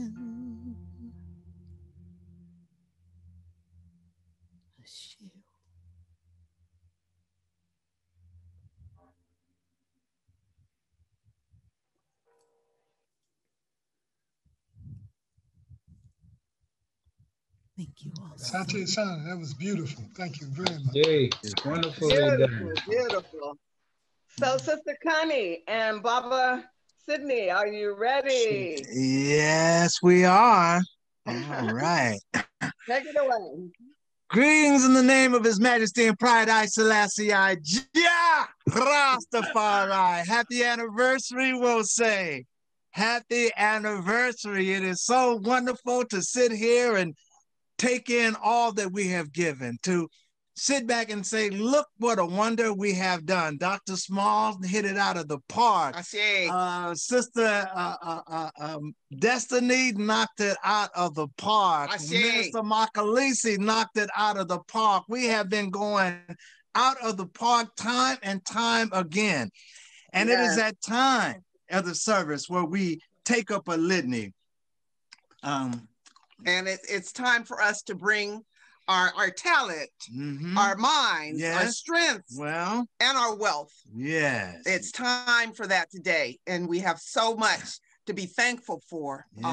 This community deserves for you to dig down deep today. Let's all dig down deep. Deep, deep, deep, deep, deep down in my heart. Oh, deep, deep. Deep, deep, deep down in my heart. I'm going deep, deep, deep, deep, deep down in my heart. Hey, I love Bose. Hey, I love Bose. I say, I love Bose. Deep down in my heart. I say. And as Dr. Smalls had mentioned, and Minister Makalisi has said so many times, the center of our intellect, the center of our soul, the center of our spirituality, what connects it all together is in the heart. And I remember the times I spent on the continent when you'd be in the marketplace and negotiating with somebody, they'd always say, when you say, how much is this? You go back and forth, they just say, give whatever's in your heart. And this is that time when we not just dig in our pocket and use our minds to count out dollars, just give what is ever in your heart. I want to, before we post up our litany, I want to read something from the Hosea, from the book of Anka Shanki. And he says, the good fortune of a town is a leader who acts righteously. The good fortune of a temple is its priest. The good fortune of a field is the time it is worked. The good fortune of a storehouse is stocking it. And the good fortune of the wise is in their excellent advice. She. And as Brother Bill starts to do the screen sharing, we will start our litany by reading from our litany of sacrifice, profound words, memorable words, lots of meat in here, okay? Save us, O Holy One, by your name. Vindicate us by your might. Hear my prayer, divine protector. Listen to the words of my mouth. How can we repay the Holy One for the gifts that have been given to us? We will lift up the cup of salvation and call upon the God of our ancestors. We will fulfill our vows to our Creator in the presence of all of our people. Gladly, we bring our sacrifices to you. We will praise your name, O Amun-Ra, for it is good. Umoja, unity. We shall strive to maintain unity in the family, community, nation, and race. Kujichagulia, self-determination. We shall define, name, create, and speak for ourselves. Ujima, collective work and responsibility. We shall build and maintain our communities together. Our brothers and sisters' problems shall be ours to solve together. Ujamaa, cooperative economics. Together we shall build and maintain our own businesses and together profit from them. Nia, purpose. We shall make our collective vocation the building and developing of our community and the restoration of our people to our traditional greatness. Kuumba, creativity. We shall do as much as we can in any way we can to leave our community more beautiful and beneficial than when we inherited it. Imani, faith. We will believe with all our hearts in our God, our people, and the righteousness and victory of our struggles. Ashe. Ashe. And we will post coming up where you can send your contributions. It should be coming up very shortly. And I'm reminded of a situation that happened in my family. I had a great uncle, we call him Uncle S.J., and he was the salt of the earth. And a family shared with us at his memorial that his father, this friend of the family's father, was losing his house. And he came to my Uncle S.J. and he said, Deacon, I'm losing my house. And I don't know all the circumstances. But what my uncle did, and this is in the 60s, he gathered a group of Black people from the church together, and they raised in one day $10,000. And they went to the bank and they purchased the note to his house and gave it to him. They were repaid back, but it's just that mindset of how we have been, that when someone is hurting, we do what we can to lift them up. And so please give from your heart. The addresses are on the screen right now. Write them down. And whatever is in your heart, please just feel free to just contribute, just to give. We are giving to ourselves, as Dr. Small said. We are giving to ourselves. This is the same spirit that has been with us since we left the continent of Africa. It's that same spirit felt by my uncle in Fresno. It's that same spirit that all our families have been together with, and just all of us contributing as we can. So as we prepare our donations, as we prepare our sacrifices, I will take a few minutes and we shall pray. Ashe. Ashe. Ashe. O Holy One, Divine Spirit, we come before you with bowed heads and humble hearts, thanking you for all the blessings that you have given us, thanking you for the gift of life, thanking you for the gift of this, we'll say, that inspiration that touched the heart of Minister Makalisi and Reverend Calhoun, that thing that fired them up and got them to, let's start our own, let's do for ourselves. This is that time, we'll say. We ask that the Most High look down upon us, that he blesses us, that he gives us that what we need, that we can reach back to our own community and we can hold one another's up. We ask that you continue to bless this community, bless each and every one of us. God, I want to send a special prayer out right now to Sister Darnisha and my wife. They're about to embark on a trip to the motherland, and that you give them traveling grace, Creator God. I ask that you send a special prayer out to my good brother Tyamba, who is in DC right now, that you continue to give him traveling grace, that you watch over he and his family. Creator God, that you watch out for each and every one of us. Creator, inspire us, guide us, lead us as we follow in those footprints, those footsteps that have been laid before us by the ancestors. And as we become that bridge that those coming up behind us can follow in our footsteps. Creator God, we ask that you do these things in your most sacred name. We say, Amen Ra. Amen Ra. Ashe. Ashe. Ashe. Ashe. Oh. Ashe. Beautiful husband. Thank you. And now Mama Gina is gonna give us some good news. Yeah. Come on now. Okay. Give that good news. And we don't mean to just be double dipping here, because that's not what we do. And for all of those people that are listening, here at Wosay, we don't build the minister's wife new kitchens. We don't pay for Cadillacs. That is not what we do. This building fund is to paint our building. As you've heard today, we have owned it since 1889, and we've only painted it once. This is the place that we come to get our spiritual food for the week, for the month, for the year.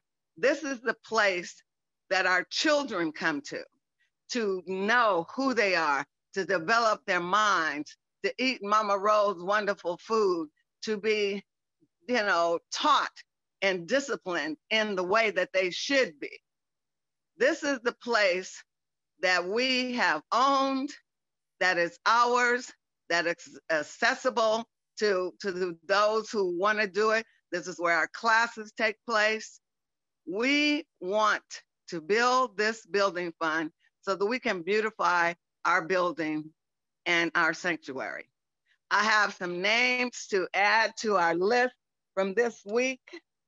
I have Sister Asale, who donated, Sister Nikichi. Brother Tyrone gave a wonderful big donation. Brother Kalahari, and another sister, I can't read my own writing, but you know who you are. And with 100 people online today, next week we should be able to say a whole lot more. Our total thus far is $5,750. And to that, I want to add my second donation, because Baba Tai and I opened our mouths and we made some big old pledges that we have to acknowledge. When my name is on it, I got to do it. So we are moving right along. We're asking that you contribute to the building fund. It's going to go on for the rest of this month to reach. We've already got our $5,000, but we have more. I haven't shared the quotes for the painting with you, but they go from $32,000 to $14,000. So we're going to land somewhere in the middle. But we also have windows that need to take place, because next year, we're going to all come together, and that's going to be wonderful, wonderful, wonderful. And we want to walk in saying, wow, wow, wow. So it's not a competition. Do what you can, but do something. With 100 people, and we only have about 25 people on our list, that means some people are lagging. Not that you've forgotten, but you just haven't made your pledges yet. So we're gonna give you time, and we still love you, but pledge, send something. Thank you, thank you, thank you. Bye-bye. All right, thank you, Mama Ngina. And now, as was said in our message today, how do we reach out to the youth? And we were contacted and said, hey, I noticed on the program we didn't have any youth. And so we had some youth coming in all the way from Georgia. Sister Ikena, will you bring your grandchildren back in? Brother Bill, would you stop sharing the screen, please?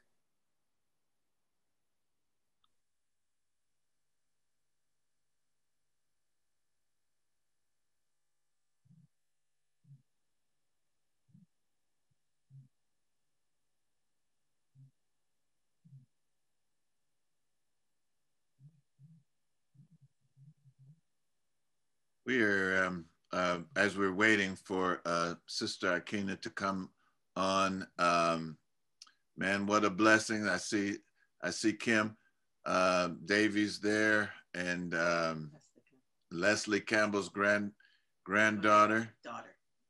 Oh, wow. I'm sorry, daughter.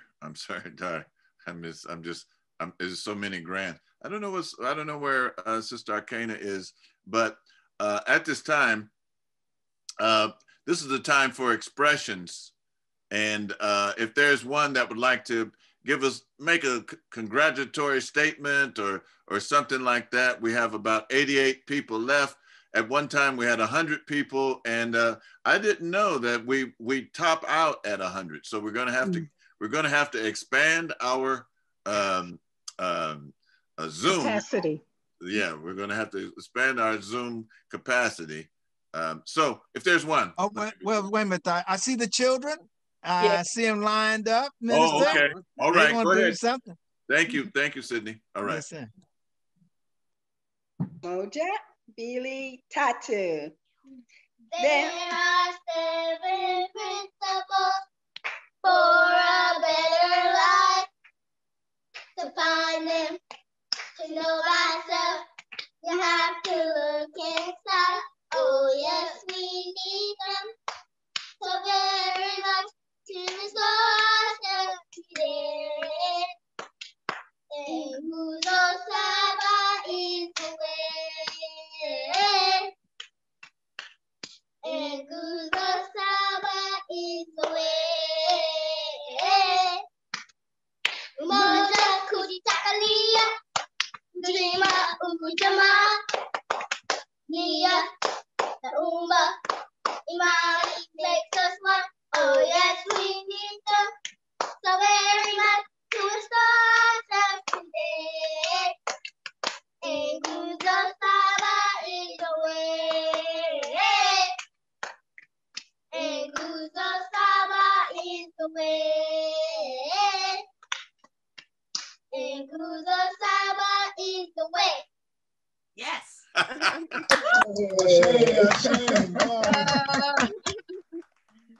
Beautiful. Oh, beautiful. Now, you know, those are my grandchildren, and I'm not taking all credit, but you know where they get it. They don't fall too far from the tree, huh? We know you were going to let us know. If anyone would like to make a statement now, you can, but please keep it brief. We're at the 1 o'clock hour, but love to hear from you. Well, Minister Imhotep. I'm going to say it real quick. This is Bob Gregg.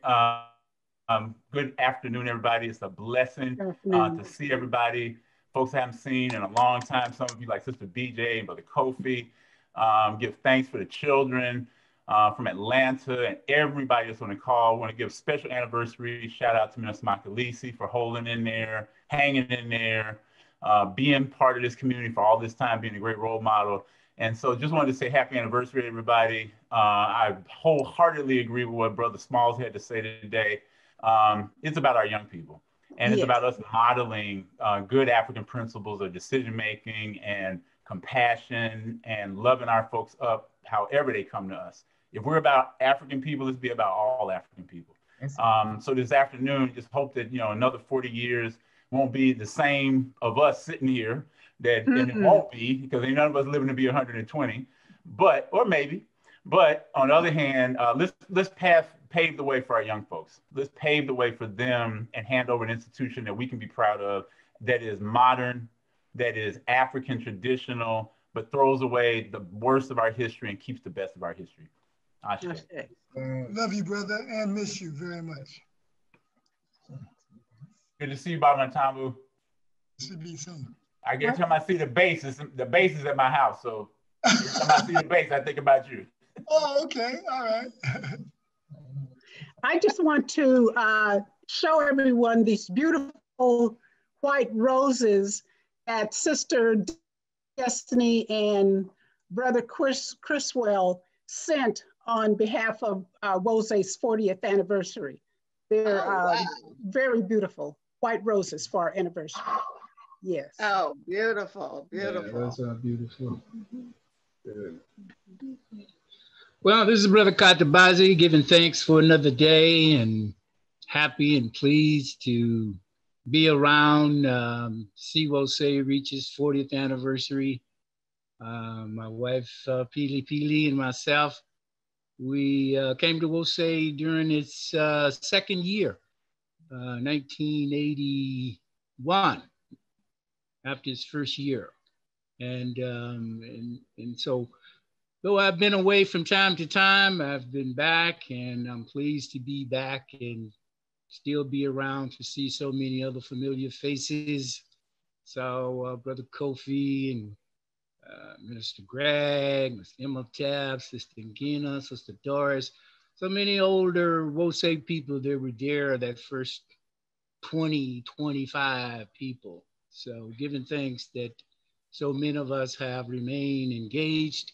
Happy to see some of the young people come in and settle in and start doing hard work.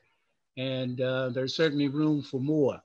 So very thankful today. So pleased that Minister Makalisi is still with us and still able to share that history. Offering prayers for Sister Mary as she battles with her illness. So feeling very very praised and feeling very, very good. I was very happy with Professor Small's commentary. Oh. He indeed laid out a blueprint for us. You know, we have to go for the young people. He told us some places that we should look: sororities and fraternities and the people on the corner. So so we'll say, yeah, we've got work, and this gives us more energy and more impetus and motivation to continue with this work. So Ashe, giving thanks. Ashe. Thank you, brother, for your words of compassion for Sister Mary. And I just want to say it's really nice to see Sister Pili Pili there. Ashe. Yes, yes. Ashe. Beautiful. Ashe. Absolutely. This is Mama Darnisha, and I'd just like to, first of all, thank you all for participating. Welcome you once again for being here. It's just such a pleasure to look at all of these beautiful, beautiful African faces from all over the country and from all over the world. You know, thinking back to March when, you know, we got this word that we were going to have to do it like this, and we weren't sure that we could pull it off, and we didn't know really how to do it. And we all band together and we all learned together. And then here we are. And it's just beautiful. It's just absolutely beautiful to see. I just want to thank each and every one of you for your presence. You know, it's been a difficult summer for me. I've been through all kinds of things. All of you who have prayed for me, all of you who have held me in your thoughts, whether you picked up the phone and said it, whether you did it at home. I just want you to know I love you all, and that I appreciate you all, and that your love is what helps get me through, knowing that I've got this extended family. We can't pick the biological family, and sometimes that don't even work for us, but God gives us what we need. So I appreciate all of you for being part of what I needed. I also want to extend a special thank you. I don't think that Nana Pokia, who has been our instructor from the university, from the Kumasi University of Science and Technology, I want to thank her for the wonderful teachings that she has provided for us over the last several months, providing the tree instruction. I'm going to send her one of our commemorative stoles as a thank you on behalf of our congregation. And it's like being able to have those kind of things. What other place can you go to, a place of worship, and you get a tree instruction from a professor in Ghana in real time for no cost, because we love our people. So keep coming, keep supporting us. All of you young people, we need you. We need you. We need your help. I'm giving up my position soon of being the secretary. Who wants to learn how to do that? Call me. Let me hook you up. There's all these things that we need help with. And I know it's sometimes hard stepping in, but do it. Go ahead and step up, because we're willing to share. It's hard. And I put the comment, let's not die clutching the baton in our hands. We all have to be reminded of that, because sometimes we not only do we die clutching it, but we die clutching it with pride. Like, oh, look, I held it tough all these years. Let's not do that. And I have to remind myself, I'm not exempt. I'm not exempt from this. We have to say it out loud to remind ourselves to be the best of ourselves, and to allow our brothers and sisters to help guide us when we go to the left or the right. So I invite y'all, help guide me. Sometimes I go a little left or right. Y'all know I do. Help me, and let's all help each other. I love you. Happy 40th anniversary. And I just want to say, this is Mama Connie. I just want to say the whole service has been such an inspiration. I was so surprised to see Professor Small. I didn't really know, but now I know. I'm going to be looking for you, Professor Smalls. I'm going to be looking for you. The whole service has been just perfect. And my sister Queen Destiny, I don't know if I thanked you enough for blessing us at our wedding, because that was a dream come true. Thank you for being here today with us to honor us for our anniversary. Thank you. Happy anniversary, Wose. Hey, this is Sheila here. Okay. Can I go, or? Go ahead. Oh, go ahead, Baba. Okay, well, thank you. Thank you, all of you. It's so beautiful seeing all of you over the years that I've come to Wose. It's been very helpful for me. I mean, I remember a day I got off of my sick bed and came to Wose. Off my sick bed to work at Ileoma Day, for to help me get through it. And I'm so proud to be with so many people that I know and share the experience with. People who have prayed for me and helped me. And by the way, you can take me off the prayer list right now, please. I think I'm doing better. And I appreciate being on there. I appreciate all your prayers over the years. And I appreciate knowing you as my friends, as a community of Wose. And I appreciate the work that I put into Wose and shared work with you as we did it together. This is part of my life, you know, it's part of my experience. It's a good experience. And I just want to say thank you. And, you know, I'm the same and we the same, and we see each other, we love each other. We always had a good time doing the work. It's been beautiful. It's been a beautiful part of my life. And I just want to thank the community of Wose for being part of my life. Peace. Yeah, Baba Kofi here. Can y'all hear me? Yeah. Anyway, I came to Wose out of the National Black Independent Political Party. I don't know if you guys remember that, because Brother Lizelle told me about Wose, so I came over to check it out, and that's how I got involved in it. And because of the philosophy of Wose, I was also mentoring young men and young women. So out of that, because of the philosophy of Wose, I would always teach them that in any education you get, you must be able to make it work for you and earn a salary. So out of those people that I did, I got, well, I wouldn't even count the professor, because he's surpassed me and everybody else. But I also got Dominique, you guys know, grew up in Wose. She now runs her own childcare center, okay? And Bobby Jones, young boy mentor, he now has started his own business. He put in these, what do you call them? Furnace and air conditioners and all that stuff. And also I mentor Dwayne Wade. He also has started his own business. He has one of these what you call pod shows, that where he talk about finance and all that stuff. So because of Wosei and the mentality that we develop out of Wosei, that recognizing that we have to also create for ourselves and do for ourselves and share our business. And I just wanted to let you know that that is some of the things that I've enjoyed, and I'm growing old gracefully. And like I said, I'm the big 82 now. And I'm just having a good life and just growing old gracefully. I just wanted to put that in there, let you know that the young folks that I inherit and dealt in my life, that they also successful. That has to do because of the philosophy, I will say. And hi, BJ.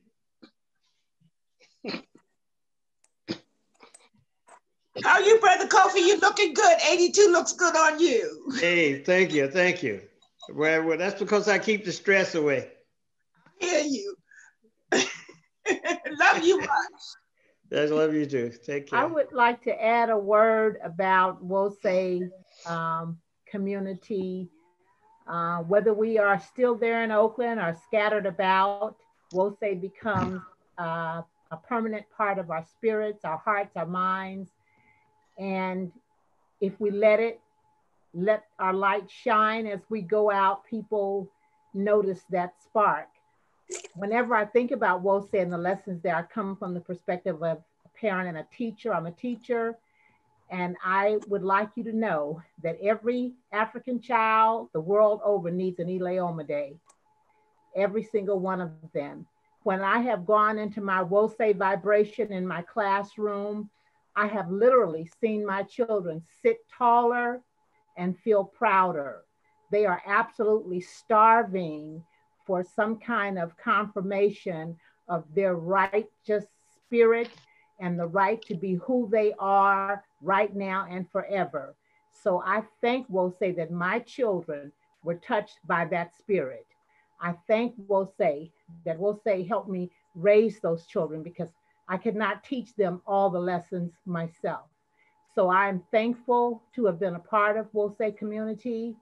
I pray for the health and strength of Wosei community in the years going forward, and happy anniversary. I love you. Love you too. Hey, this is Sister Shanita. And I just want to say that I'm so glad I was able to make it today. Happy anniversary, Wosei. I love how everything just comes together, starting with, for me, Minister Makalisi, I really appreciate your historical tribute. Each year when we hear the history, it's like I get a different feel. I get more and more, and for me, it was just, the way you feel when you sit with the elders and they give you more detail and you see the reality of it. For me, I got to really hear the reality of what it is to be human and deal with adversity, and then say, you know what, we're going to create something else. So thank you so much for that. And then for the brother, thank you, Professor Small, your message. I'm so glad I heard that. There are some things that you shared about yourself that made me feel normal, because I'm the type of person that interacts with different folks. Christians think I'm Christian, Muslims think I'm Muslim, Buddhists think I'm Buddhist. I'm like, no. but I really got from you, made me feel, I was like, you made me feel normal. Like, oh, okay, all right, cool. This is how we do the work. And you giving the blueprint.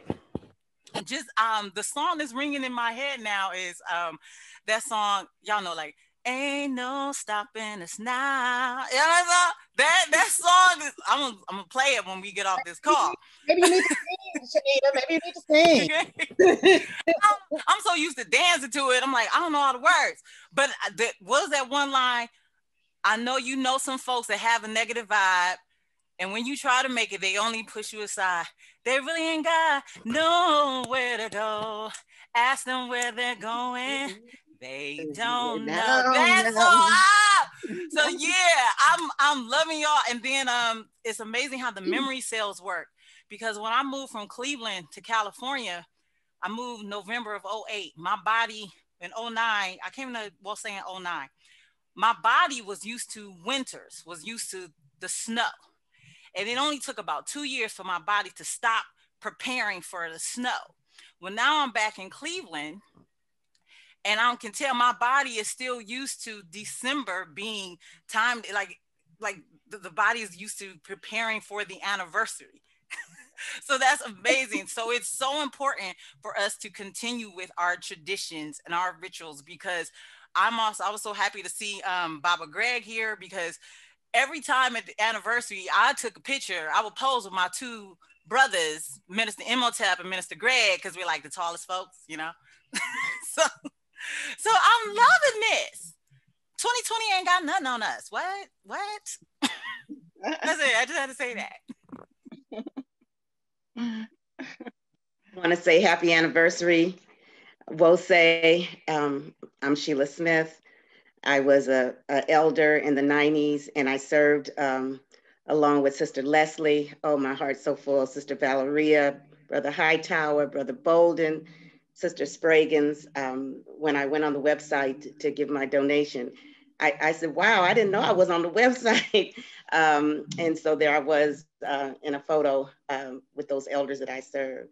So my heart is truly full. Wose has been foundational to my adult life. I'm a better mother. I'm a better college professor. I'm a better sister friend. I'm a better African. I'm just better all the way around because of Wose Sacramento. And Imhotep knows I'm eternally grateful. Much love to him. Much love to Sister Doris. Much love to Brother Greg Makalisi. Thank you so much for that historical tribute. Thank you for what you have co-built. And thank you, Dr. Smalls, for that fantastic message. I love you all. Thank you. I am because we are. Thank you. Much love. I wanted to just jump in here for a moment, if I could, and say thank you to Wose for 40 years and Wose for present. All the prayers and supplications and greetings and cards that you all have sent in the last month and a half have been truly appreciated. And I'm so happy to say that Pete is home. His healing is progressing. He's as hard-headed as ever, but that's to be expected. But a lot of that has to do with the years that we have spent as part of this family, sharing the positive, working through the negative, but also supporting each other in so many ways. So I thank Wose for so many things. And as the sister who just said, I think I'm a better person. I know I'm a better person because of Wose. And I think back to Sister Pili when things were just budding and developing. And she started a mission that nobody would have thought of. She went over to the nursing home and started bringing the ladies in the wheelchair over to Galindo Street for the service. She started it. And then as more people joined, more people would join her and go over and get them.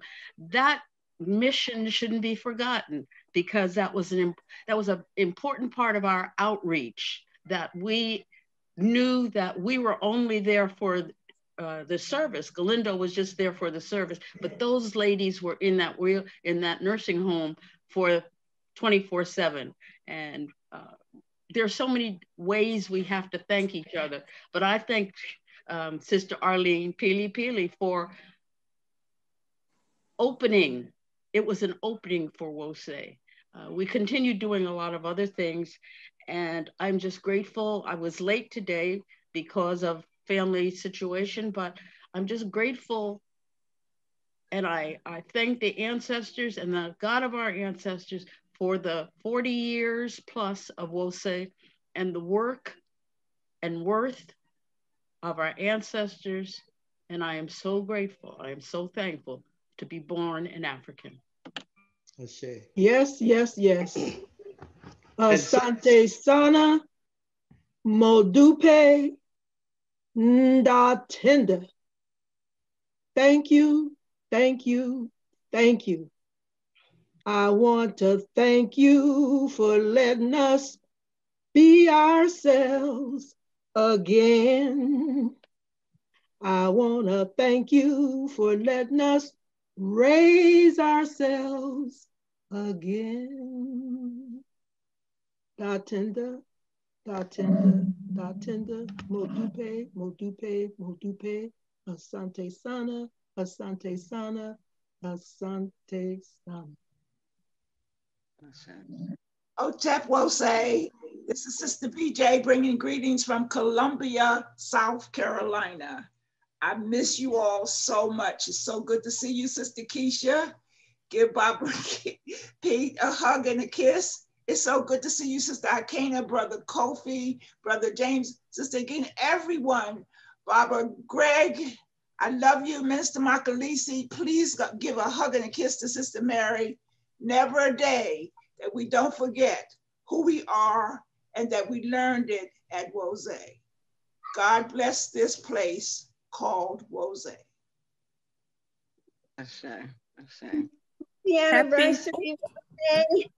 Oh, I am all full. It's so much that I want to say. This is Mama Ikena in Stone Mountain, Georgia. And I'm going to try to make it quick. I'm so full. But when I came to Wose, it was just me and one little baby girl named Aneka Caress, who was 5 years old. Now I'm a grandma, and Aneka Caress has given me 4 grandchildren. And you saw 2 of them today singing Wose songs. All the people I'm seeing on here is just making me full, thinking about my days at Wose. Wose has filled my life. All the most meaningful occasions, Baba Kofi would pick me up to make sure that me and Aneka Caress could get to service, and Mama Egina and Mama BJ and others would be there to just welcome us and love on us, and Mama Jasiri, just so many. They say don't call names because then you're gonna forget something. But when I saw Mama Okanona and she talked about teaching, and I realized one of the impacts that she had on me from Wose, Mama Okanona would write every one of the historical tributes down. I believe she wrote it every Sunday. I would glance over and see that book that she had, and it was just like a book of magic when she showed me, oh, it's the historical tribute. I'm like, it was so much knowledge. And to do that every Sunday for years, because I don't think Wose has ever missed a Sunday or a historical tribute. That's a lot of information. And so I try to carry that on and share that with my grandchildren. So thank you for that, Mama Okanona. I don't think I ever told her that. Seeing that book every week meant that much to me.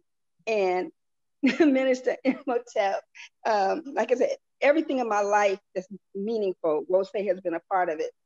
And when I got married and we brought our families to Wose, our families were very devout Christian families and not really accustomed to what we were sharing about Wose. And when they saw Minister Imhotep walk down the aisle with no shoes on and those long locks, my grandma said in her prayer, in her blessing, she said, oh, to the rest of the folks, oh, this is a real church. They let you come as you are. Look at that minister with no shoes.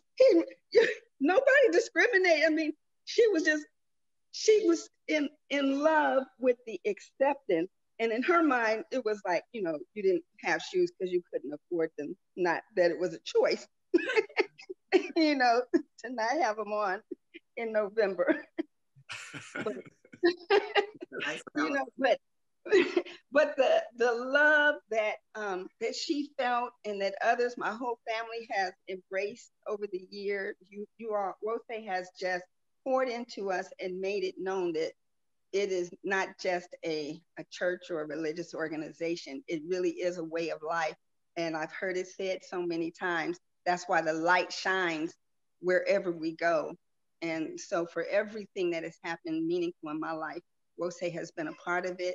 And I want to say Madasi, Jetty Jeff, Asante Sana, all of that. Thank you from my heart. And I want to do so much more. And I think about all the journeys, the time that we were there, our celebration of Black youth and the Black education programs. There was a lot that went on through WOSE, and Professor Smalls said it so well today, that the things that people were talking about doing, we've been doing it for 40 years. So, you know, we just have to bring the light, bring more people into it. But I'm deeply appreciative, just have so much gratitude, ever so grateful for WOSE and all of our ministerial leaders and all of our circles and all of the members and all of the new people that I meet coming onto our Zooms.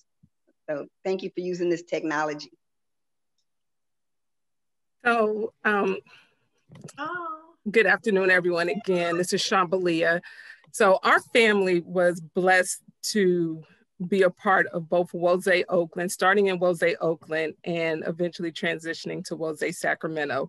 And I never thought that I'll be the one telling my mommy's story, Sister Valeria, for those that don't know her name. But one thing I always remember, that mommy would be so excited to share with everyone, was that I walked down this great corridor and the door opened up and there was this tall Black man with these very beautiful long locks. And I just knew this was the place that I was supposed to be.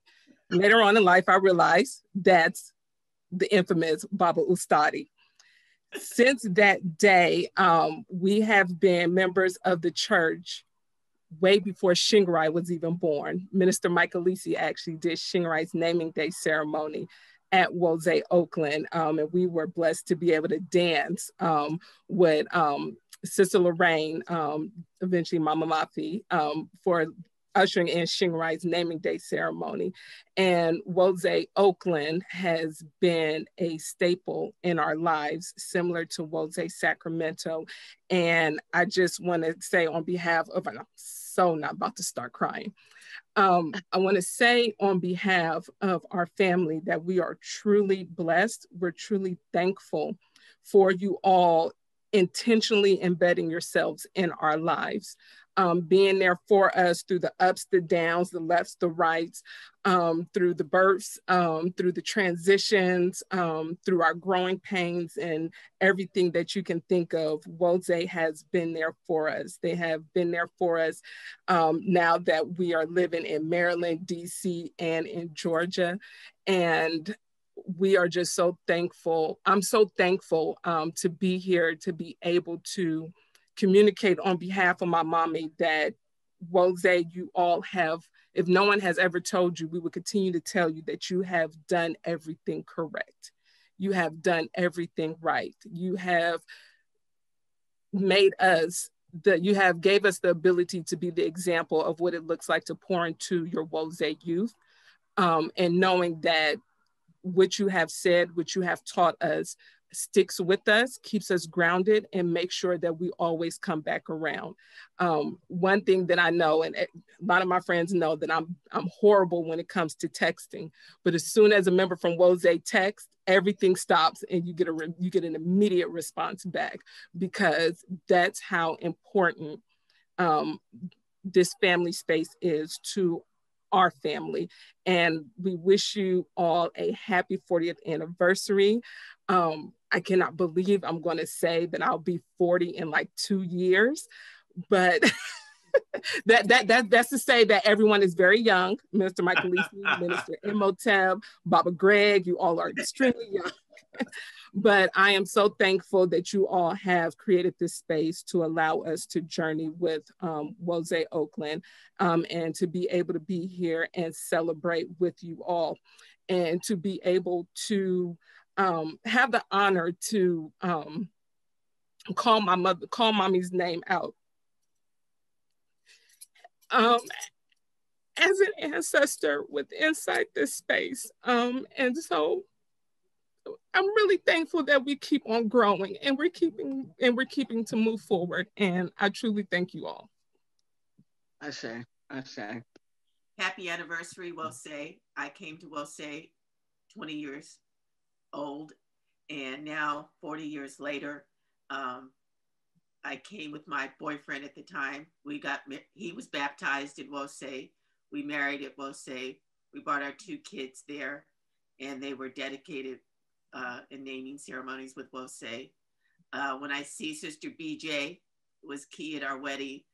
The General, Brother Kofi, we actually just watched the videotape that he took up of it that day. All the people, Mama Okonona, Mama Oyen, Sister Keisha, all you women have been, and men have been inspirations to us to make a family and make a strong community. And it just makes my heart, I just have been crying throughout because it's such joy for Wose, because it's truly family, people who you're closer to than your own blood. And so that we share it, we, like I said, through sickness and in health, we've been going through it, and Wose continues to move forward and to continue to put their arms. I know times when my husband is talking, whether baby dedication or whether a call from a family member transitioning going on, the work is constant, and it's beautiful work. It's worth doing. So we love you all and love being Black every day of our life.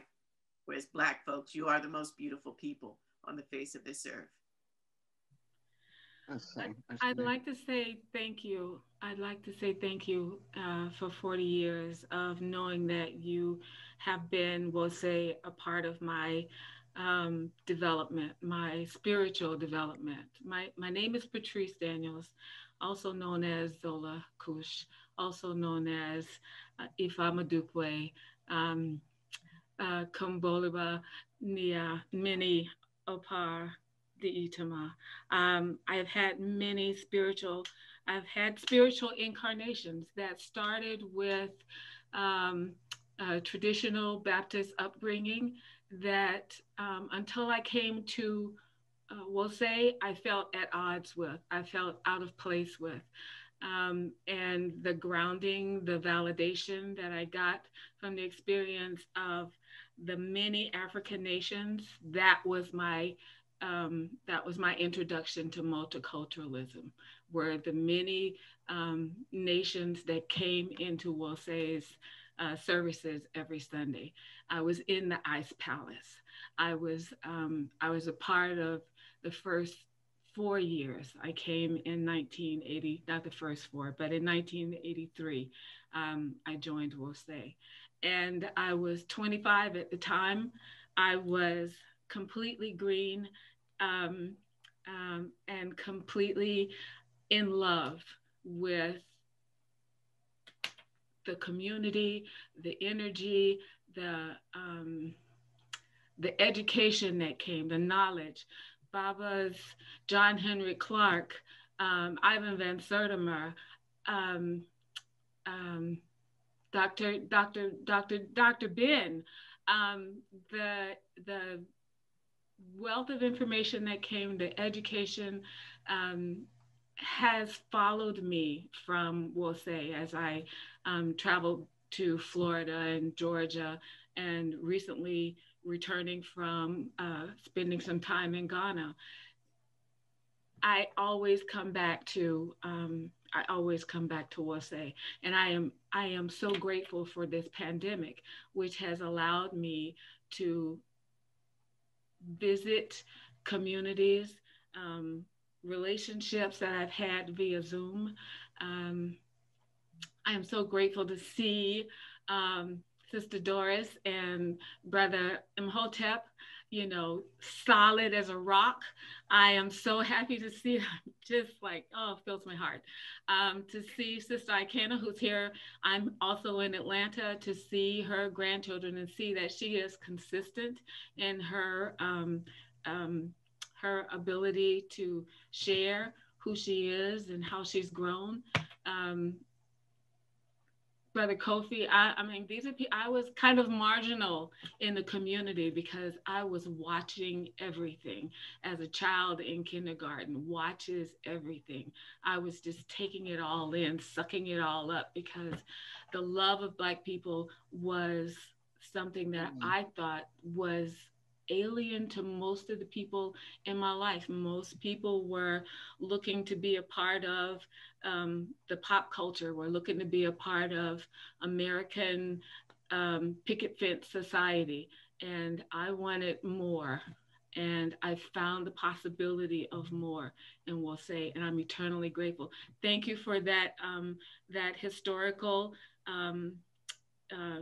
trip down memory lane, Minister Makalisi. I very much appreciate seeing you, that you're still vibrant in the community of Wosay and the greater community.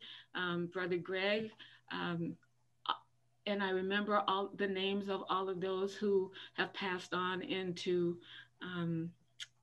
crossed over to be ancestors. I give that to my son, who just recently, I have a 25-year-old son, a late bloomer, who just moved to Los Angeles, and how I raised him, how I was able to raise him and instill in him a love of his African culture, and to grow that, to embrace that, to welcome his ancestors' influence in his life, is because of the time that I spent with Wosay. And I could not leave this gathering without saying how eternally grateful I am for what continues to be a guiding light for me and for many. And thank you. Thank you. I just want to say that Patrice is on our first, I guess it was cassette. Her voice is part of the original Stones of Fire choir, and it's really great to see you. It is. It is. Thank you. Thank you. And I forgot to say hi, Sister Doris. I was actually kind of hesitant to speak up because I have mixed emotions. When I listen to all you people who've been a part of Wosay for so long, and the friendships and the love that you express, you know, I'm a bit overwhelmed by it all because I wish I had that. I miss that. I can't help but feel a little regret because I was raised in Oakland. I know I must have walked past Wosay, Oakland, I don't know how many times, and never noticed it was there. You know, I grew up during the time of the back. I used to walk past the Black Panther headquarters on East 14th every day on my way to school at Elmhurst Junior High. Didn't pay attention. So here I am at 66 years old, just now getting introduced to the sacred African way. My heart is a little heavy right now. I gotta admit, I don't wanna bring anybody down, but you know, I want this so bad. And there's just so much that I missed out on all my life, you know, and it's just, I'm telling you, I'm feeling a lot of mixed emotions, but happy anniversary to the whole Wosay community. I'm so glad that I did find my way here, looking for, oh man, just, I don't know, like I say, my heart is kind of having these mixed emotions right now because I did miss so much, and there's so much for me to learn and catch up on. So anyway, thank you all. Professor Smalls, I've been watching you. I've seen you in the Hoppy film. I've seen you in the Legacy of White Supremacy. You know, so I'm very familiar with your work, and I appreciate you, and I'm learning from you. Minister Imhotep, I'm gonna make that call one of these days, real soon here. So, right, I know. Okay. All right, thank you. Blessings to you all. Uncle Johnson. Uncle Johnson. I just want to say happy 40th anniversary to Wosay, the Wosay community. I came up here in 2015 for grad school at University of San Francisco, and I was looking for a place, an alternative, like Professor James Small said, an alternative to go to. And, you know, I had to look. I used to go to Caress in LA, but now I was in a new area, and I was looking for a space, and then I found Wosay. Started attending it, and they were just like family. I love the knowledge. I felt grounded, and I'm glad for this community that Wosay in this space exists. And I look forward to the future growth the future growth of WOSE, reaching out to the young people so they don't have to kind of search for it. You know, January is coming up, Black History Month, and hopefully we will see WOSE reach out by putting ads in the Sacramento Bee or the Oakland Post. So young people know that there is an alternative. And so I want to just congratulate WOSE on 40 years and more, 40 more years, 100 more years to come.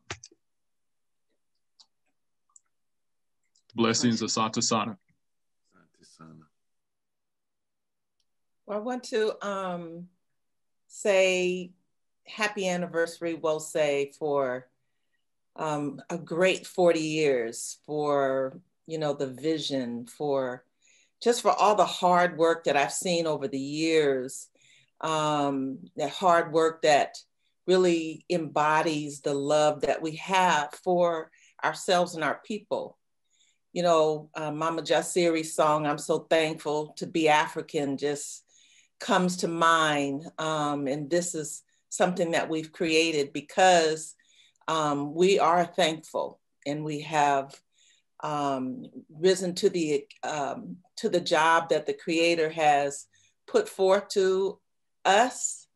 And I look at some of the women out there like Sister BJ, Mama Keisha, Mama Okanona. And when I came to WOSE, you were the women that I looked up to, you know, and I saw great works being done. So, you know, kudos and thank you. I was a young single mother when I came, and was able to give my sons a great foundation spiritually to build themselves up on. And they are truly indeed wonderful men and have carried on the tradition of my with their families. And so happy anniversary, WOSE, and I look forward to many, many, many, many, many, many, many more years.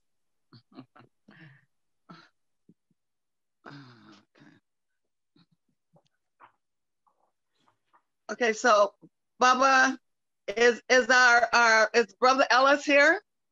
No, he communicated with me. He was unable to make it, and he will be joining us next week. And so I think now with all the beautiful greetings, and we have about 69 people, we're going to give you thanks for remaining. Some of you started at 10. Sister Rana, if you are ready to give our announcements. Ready. Uncle Job Sinet, Amin Rahotep. Ashi. All right, people, I'm going to keep this to the minimum in lieu of time and in lieu of stomachs growling and sleepy heads and all of the above. But we're going to talk about the things that we need to push forward.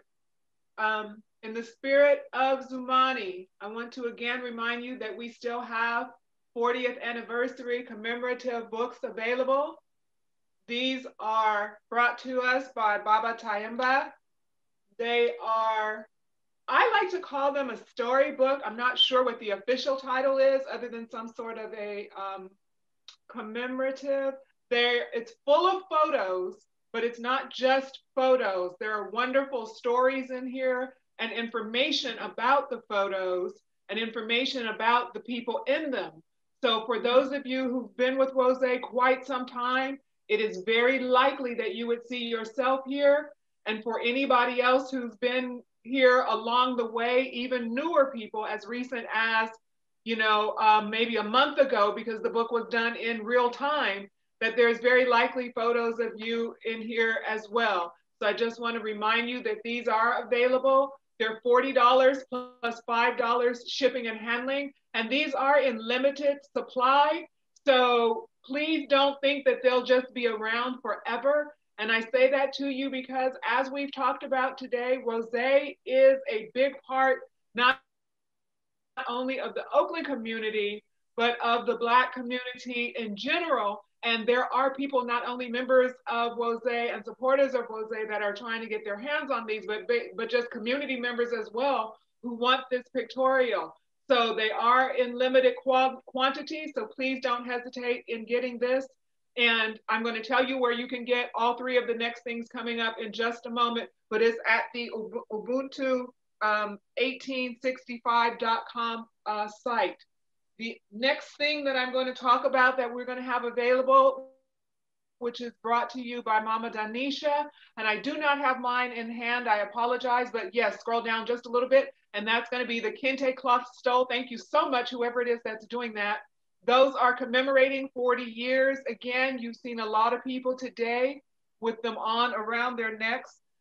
Those actually did come to us from Ghana. So again, I like to say you will not see a made in China or a made in Japan tag on those. Those were made in Ghana, and they're beautiful quality. They're going to last you very, very long time. Those are also in limited quantities. And actually, I see now that they are $50, so I apologize for saying 40. They are $50 each, but you definitely want to get your hands on one of those because they are in limited quantities as well. I don't believe that there are even 80 still available. So if that's something you want to have, whether it's to wear yourself at times, whether it's to put with your commemorative items from Wose, put it in someplace special in your home, you want to get that. The next thing I have for you is a bit of a surprise. It is a Kwanzaa CD, okay? And because I can't see myself at the moment, I can't see how I'm doing with this, but I'm gonna guess it's okay. If somebody can see me, give me a thumbs up. This is a Kwanzaa CD, thank you. It is done by our own Minister Makalisi and the Sankofa Singers. Now, some of you may not know the Sankofa Singers or be familiar with them, but they are one of the older in terms of date-wise, not in terms of age, groups from Wose. Minister Makalisi, whose songs we all love so much, wrote the songs on this CD. Because I don't have one in hand, I can't tell you, but I believe there are 15 songs on this CD. So you're definitely going to be getting your money's worth. There are Kwanzaa songs as well as just good music on this CD, but it is a Kwanzaa specific CD, and there is a song about Kwanzaa as well on here. I don't know any other CDs that you can get for $10 anymore. This CD is going for $10, plus we're going to save $4 of shipping because it seems to be coming out somewhere between $3 and a little bit higher than that. So if you did 14 total on this, then you would get it done for sure. Again, if you love Minister Makalisi singing, and also Sydney, Baba Sydney, who we all know and love, our own Stevie Wonder, is on this CD. Chebe, who is on this CD as well. Brother Randy is on piano on this CD. And Sister Akanke is also on this CD. So we're getting 2 people from the royal family, 1 minister, 1 person from the Council of Elders, and 2 other people who I'm not that familiar with, but I believe that it's going to be pretty good. So again, all 3 of these items, 3 being the 40th anniversary booklet, the stole, and the Kwanzaa CD are all available at Ubuntu UBUNTU 1865.com. Now I'm also going to give you a treat. Are you listening? Anybody listening? Yes. Yes. Thank you. For today only, there is a $10 certificate that you can use toward the purchase. Now, because the Kwanzaa CD is only $10 itself, you're going to need to use that certificate to buy 2 things if you include that. So if you buy the book. Let me correct that real quick. The coupon is only for the Kente cloth stole. It's the $10 coupon for the Kente cloth stole. The coupon code is WOZE40, and that will bring the price down to $40 for our 40th anniversary. So that only applies to cloth stole, and that's actually my gift. I'm the business owner, so the $10 certificate is my gift to the community. Thank you so much, Mama Danisha. So just to be clear again, the $10 coupon code, which is WOZE40, can be applied towards the Kente stole today only, for as long as they last only. There will not be a second order of these stoles either. So when they're gone, that's going to be it. The only other thing that I am going to mention today, which is coming up literally very shortly, oh wait, two things. One is the 20th. The next thing coming up is the Yushariki Ya Ujia, which is our ritual ceremony along with our regular Sunday celebration, which is December 20th. And also Professor Menu Ampim's class today, or live Sunday radio program, is today at 2 o'clock, which is in like 15 minutes. And I know you've had a lot for today, but you know what? You can pull it up on your computer. You can turn it on and listen to it while you make yourself some lunch. You can listen to it while you wind down. You can listen to it and still have that going and show him support. It's going to be at Sankofa Radio 95.1 FM, Birmingham, Alabama. It's also going to be SankofaYDP.com. So again, you can turn it on, go ahead and make yourself some lunch and chill out, and then just round your day off with this wonderful celebration with our own Professor Menu Ampim. That's all for me. Back to you, Minister Imhotep. And thank you for that, for the announcements. I mean, we've said it all. We've seen each other, we've communed, we've done everything but Karamu, which you cannot do on Zoom. You cannot virtually eat. Maybe you can, I just haven't figured out how to do that. Glad to see everyone here. There's so many things. Just want to remind everyone that is in here, you know, you can save the statements that are in the chat. And let me do that right now, because there's so many wonderful things. You might want to go back and just review what was said in the chat. And wow. Just one more announcement. This Wednesday, part of the Black Knowledge Matters series, we're going to just focus on the Hosea. We're going to focus on the Hosea for Wednesday, a Hosea overview, and we'll take a couple of scriptures and just really focus on them. So I'm glad to be working with Mama Ngina, and she's done such a marvelous job with putting this program together. Baba Tai, Baba Jeff, Brother Bill, Teresa, Darnisha, and again, yeah, I know I'm going to leave somebody out, and if I did, charge it to my head, not my heart. This has been a wonderful program. Professor Smalls has given us our marching orders. He comes from a place of experience, of sincerity, a place of Mott, and so I just encourage you to get the recording, not necessarily of the whole service, but particularly his message. I want to thank Destiny Muhammad for putting us in the right atmosphere. She gave us the right milieu. She gave us the right perspective to be there, and give thanks to the Watoto of Georgia for their wonderful contributions. And it says, and a child will lead them. That is true if the adults are behind them. And so we give thanks for that. Minister Makalisi, as everyone has said, a fitting tribute that only you could tell. And everyone got appreciated that I story, that, you know, not his story, but I story, our story. Give thanks for that. I don't know what else to be said other than that.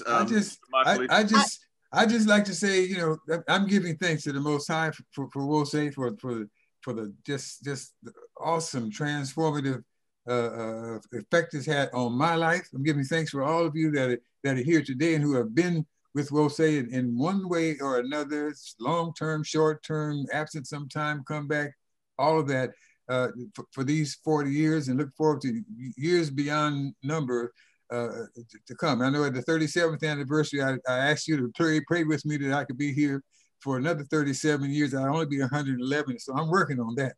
But just good to see some faces that I hadn't seen for a while, and hear your words and feel your spirits. I just giving thanks for this day and looking forward to more to come. Ashe. Thank you, brother. Thank you. And I am just so grateful and so thankful that our guest, our special guest, Dr. Smalls, Sister Destiny Muhammad, stayed with us the whole time. That says something. They didn't just come in to do their part, they stayed. I came to WOSE in 1982, early 82. So that's a long time.